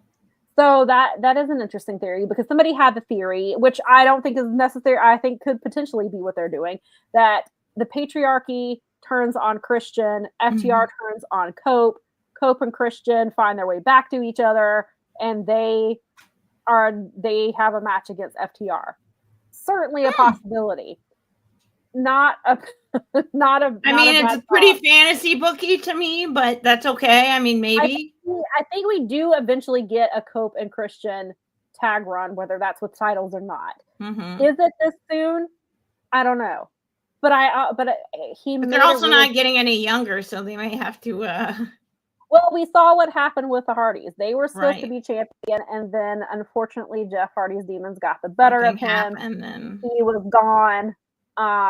They're both gone. The title run never happened, and they're tag team champions again in TNA. AEW is the only major company they've wrestled for, never won tag team titles. I don't think that Cope and Christian necessarily have to have the tag team titles. It is something that they could do. I would not be mad at it if they did. I do think Hounds of Hell will probably be the ones to defeat Hurt Syndicate eventually. But they could that. So that is an interesting story with FTR. They could do that. But then Paul does make a good point. So maybe Cope is taking. Cope at his age, maybe he does need to take. He's been going hard for a few months. Maybe and he had the injury. He came back from injury, and it had been, he missed some time due to that. So maybe he doesn't want to be away. Maybe he's not gone as long as All In, but I would not be surprised if he is off TV for a bit. Sometimes, I mean, the old adage of absence makes the heart grow fonder. Sometimes that's true, and he is the kind of talent, like with what he does, where if he went away a little bit and came back, that would be like, yeah. And that would give enough time for the brewing, because there's a lot of chaos going on in the patriarchy right now. So. Right. So I was going to say, then they don't have to rush the patriarchy storyline. Upheaval. And it doesn't seem, especially now, because you had Christian, Nick, and Kip get involved the other night. So are they pulling that story to go a little bit longer before there's a turn? Like maybe they are waiting on Killswitch to return because Killswitch was backstage. Oh, that's right. I heard about that. Maybe, I don't know what his, I don't know where he is as far as being cleared. Are they waiting? Is Killswitch going to come back into the picture soon-ish? That's another way that they could play this. But I am intrigued by that potential of FTR versus Cope and Christian coming back together because both of their factions have turned on them.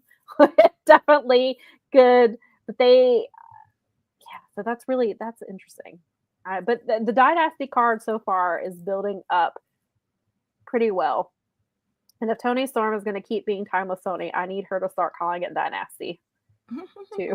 Because it just sounds like something she would say. And as we learned last Dynasty, Claudio also pronounces it that way. Yeah, agreed. And we all know that Claudio is the ultimate decision on that one. Of course, yes.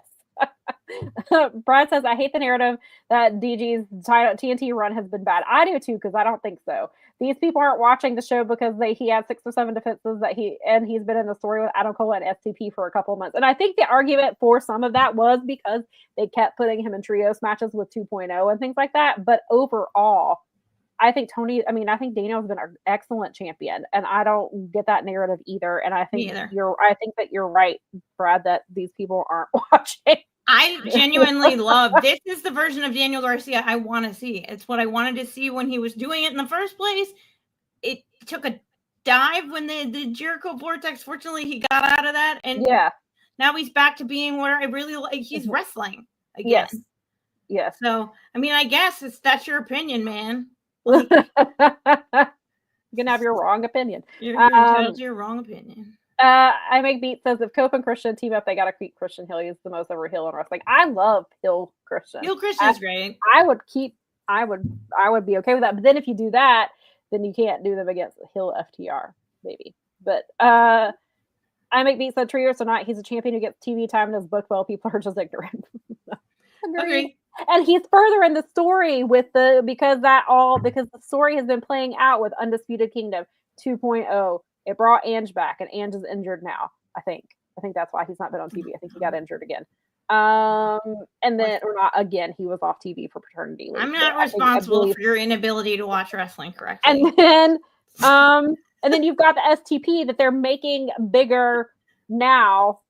They're running STP as a dominant faction in ROH and AEW, which I like because I love Shane Taylor promotion. So I'm very excited about that. Nikki said she's indifferent on Garcia, but it's dumb to say that his run has been bad. Yeah, Nikki's not his biggest fan. She doesn't hate him, but she's not his biggest fan. But she recognizes the difference between a good run and a bad run. Yes. Funny how that works. Because she's a smart person who can think critically. She can both not enjoy a thing, but also recognize that it is, in fact, engaging and talented. Yes, right. Whoa. So, I think quit blowing my mind, Nikki.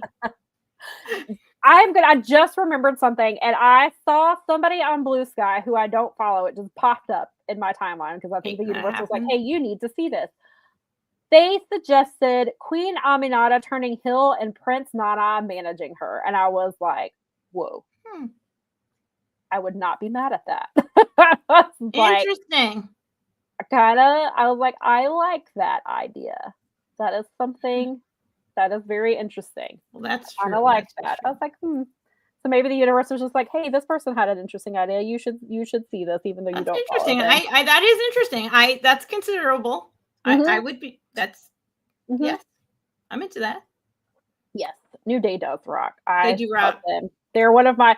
Since I have to watch Raw, they are one of my favorite things about it. If I was stuck watching Raw, having New Day on there would definitely Especially be. Hill especially heel New Day. There's so much. Oh, are they heel New Day right now? Oh, they've been heel for. They're hilarious when they turned on New Big Day. E a few months ago, and they have been killing it as heels. They haven't been on TV much lately, but they are. It. That's right. Everyone turned on Big E when he came back, right? Yeah, and it's been so good. The fans literally have booed them out of the building a couple of times. Like they could not even cut promos. In the best way possible. Yes, it's been great. That's fantastic. I love those guys. They won't always have my love. All three of them. Oh yeah. I will never ever boo them ever. No. I mean, I will only boo them out of love. Yeah, I will boo them. I will boo them in the right way. Right. Nikki says that she can recognize that not everything is for me and still be happy for others who enjoy it. What a concept. Whoa. Okay, you gotta cut it out because now you're just talking crazy. Can't be having that.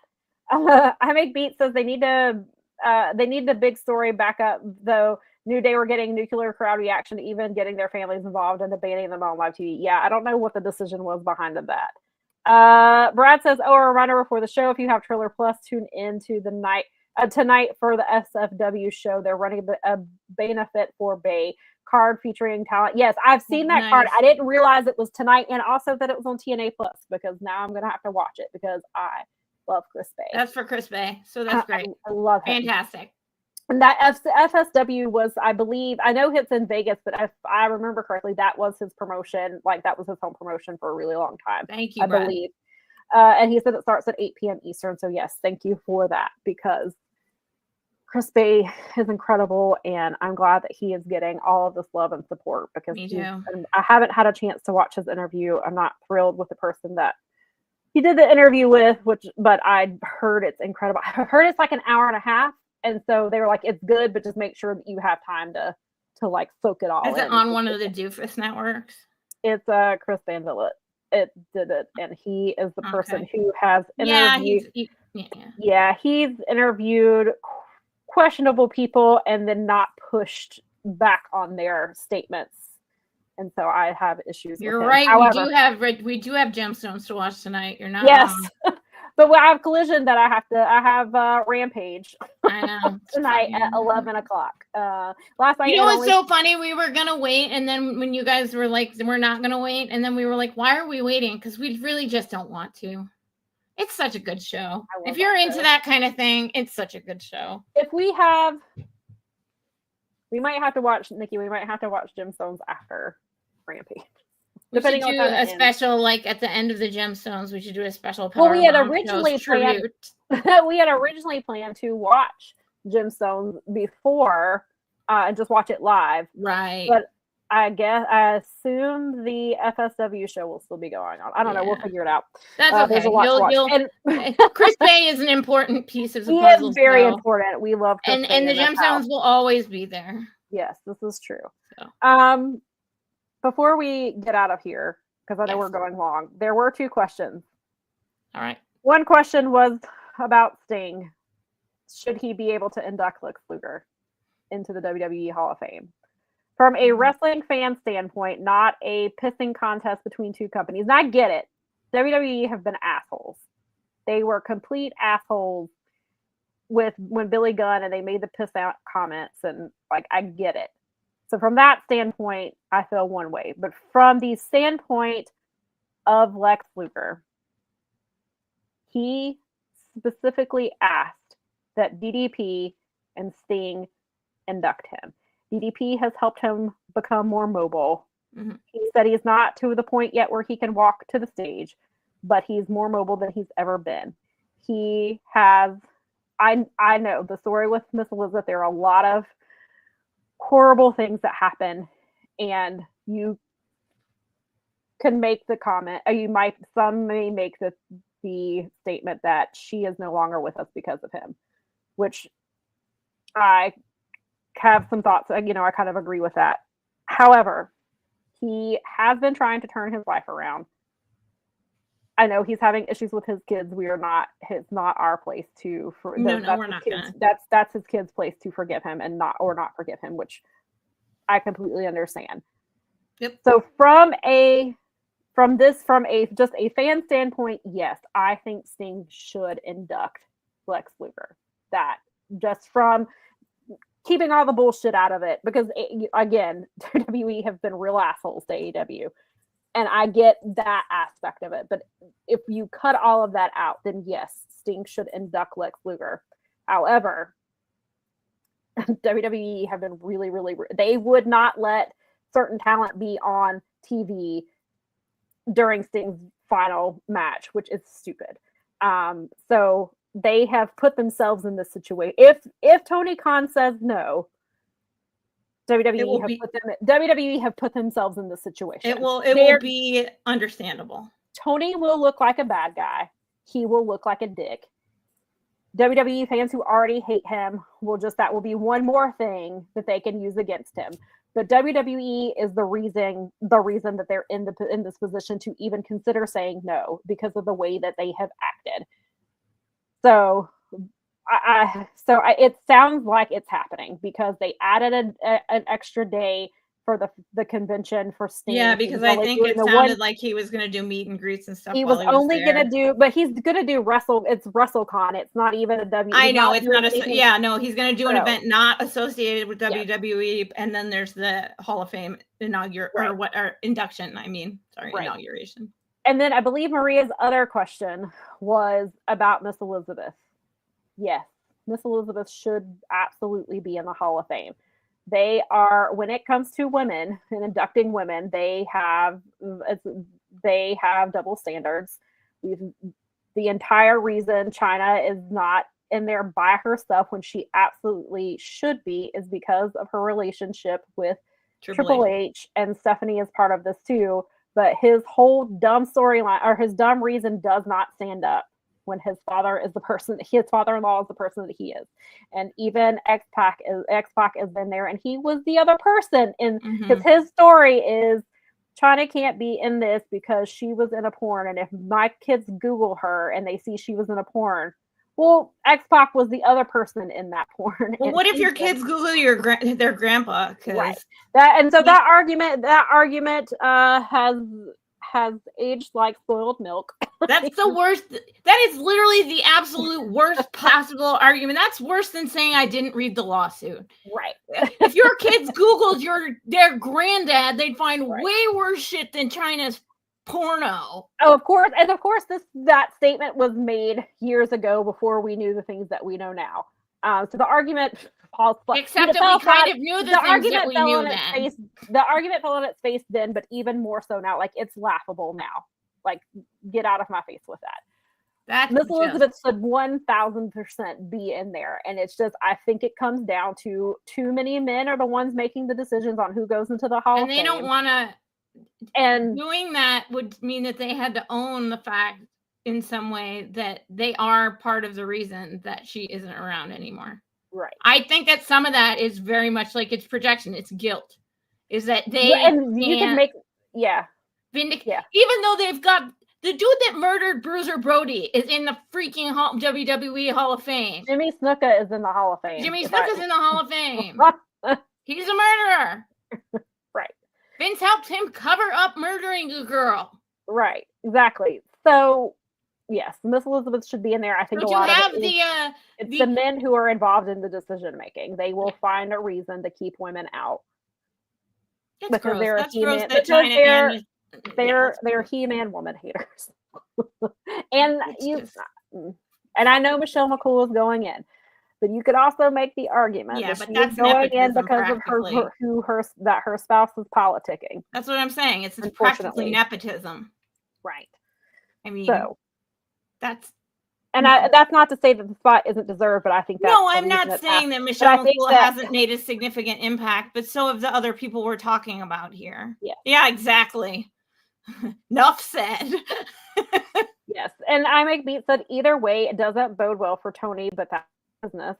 It's true. Right. I mean, Tony has to uphold. I would feel like in this situation, it's got to come down to what does Tony Khan's, what does he believe is the right thing to do? And he loves Sting. And he is a fan of Sting. If Sting came to him, which I'm sure he did, I'm sure Sting said, Lex Luger is going into the Hall of Fame. He has personally requested that I be the one to induct him.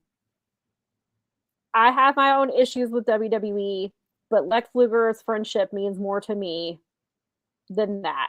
I know that you have your issues. Can I please induct him? And I'm sure Tony's probably going to be like, have his reservations, but at the end of the day, if it is going to make Sting happy, then I think Tony's going to do it.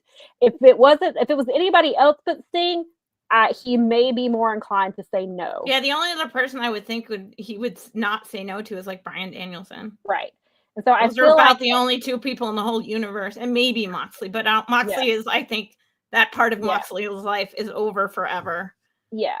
So I feel like, I think if it weren't Sting, then maybe he would do the thing like Brad says. Tony is too nice. The guy will probably allow it, but he should ask for a tone in return. Give Tony the right sole companies they don't care about. Stop running shows head to head. Right. And again, they stopped people from being on TV for Sting's retirement. And even Kevin Nash went, "Oh, well, I can't go because that's going to look bad. People are going to think I'm with AEW." No, they're not. That's just you being a grifter. That's projection. You're just being a grifter. That's all you're doing. That's right. So Tony has every right to say no, but I feel like because I almost guarantee Sting went to him directly because he's a good person. I just think Tony's he's retired, and he's still technically, I guess, under like their version of a Legends deal. But Sting didn't have to ask.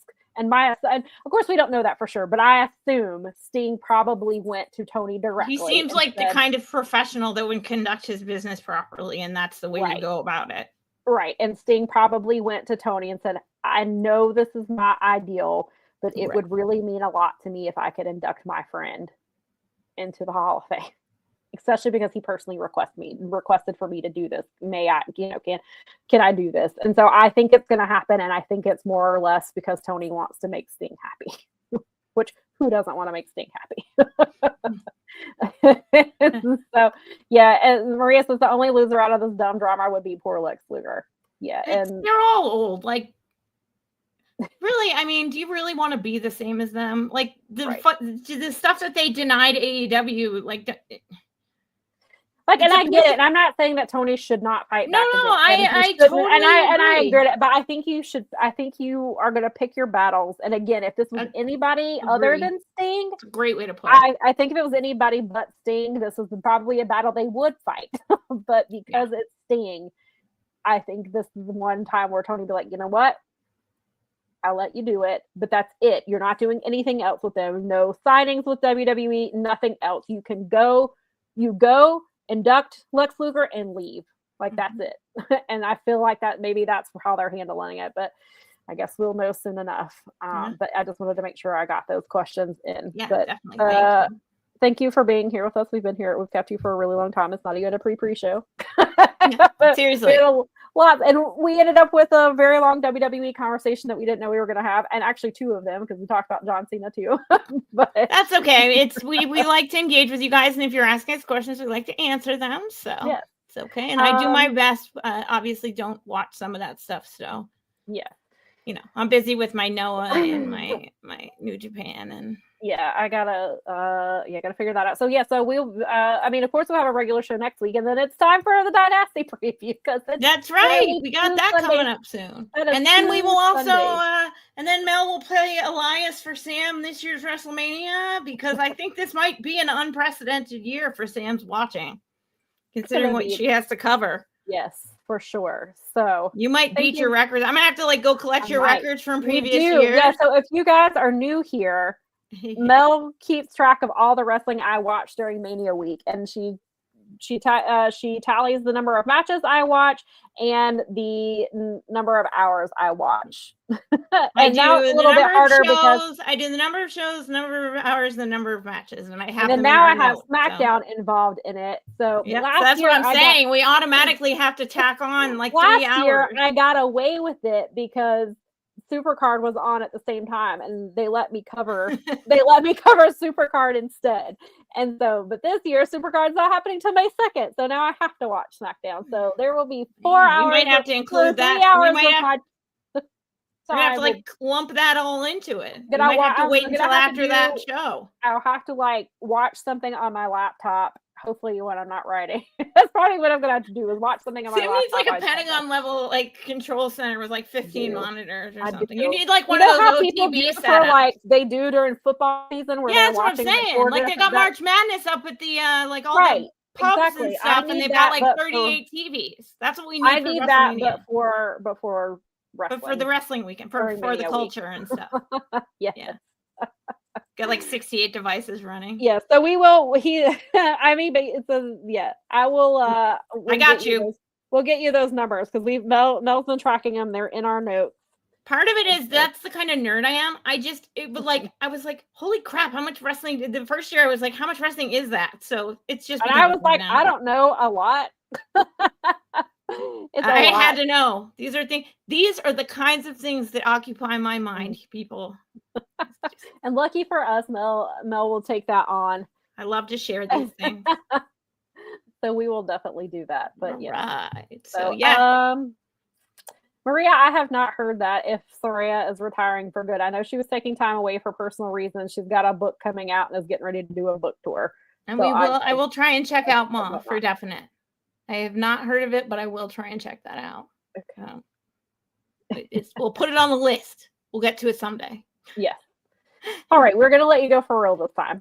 We really are. You guys have a great week. Thanks everyone in the chat and everyone on the replay. And we are in on that event. So thanks everyone who contributed. Yes. And thank you everyone who just watched along to the contributions. Because we do appreciate it. Appreciate that. Yes. We'll see you guys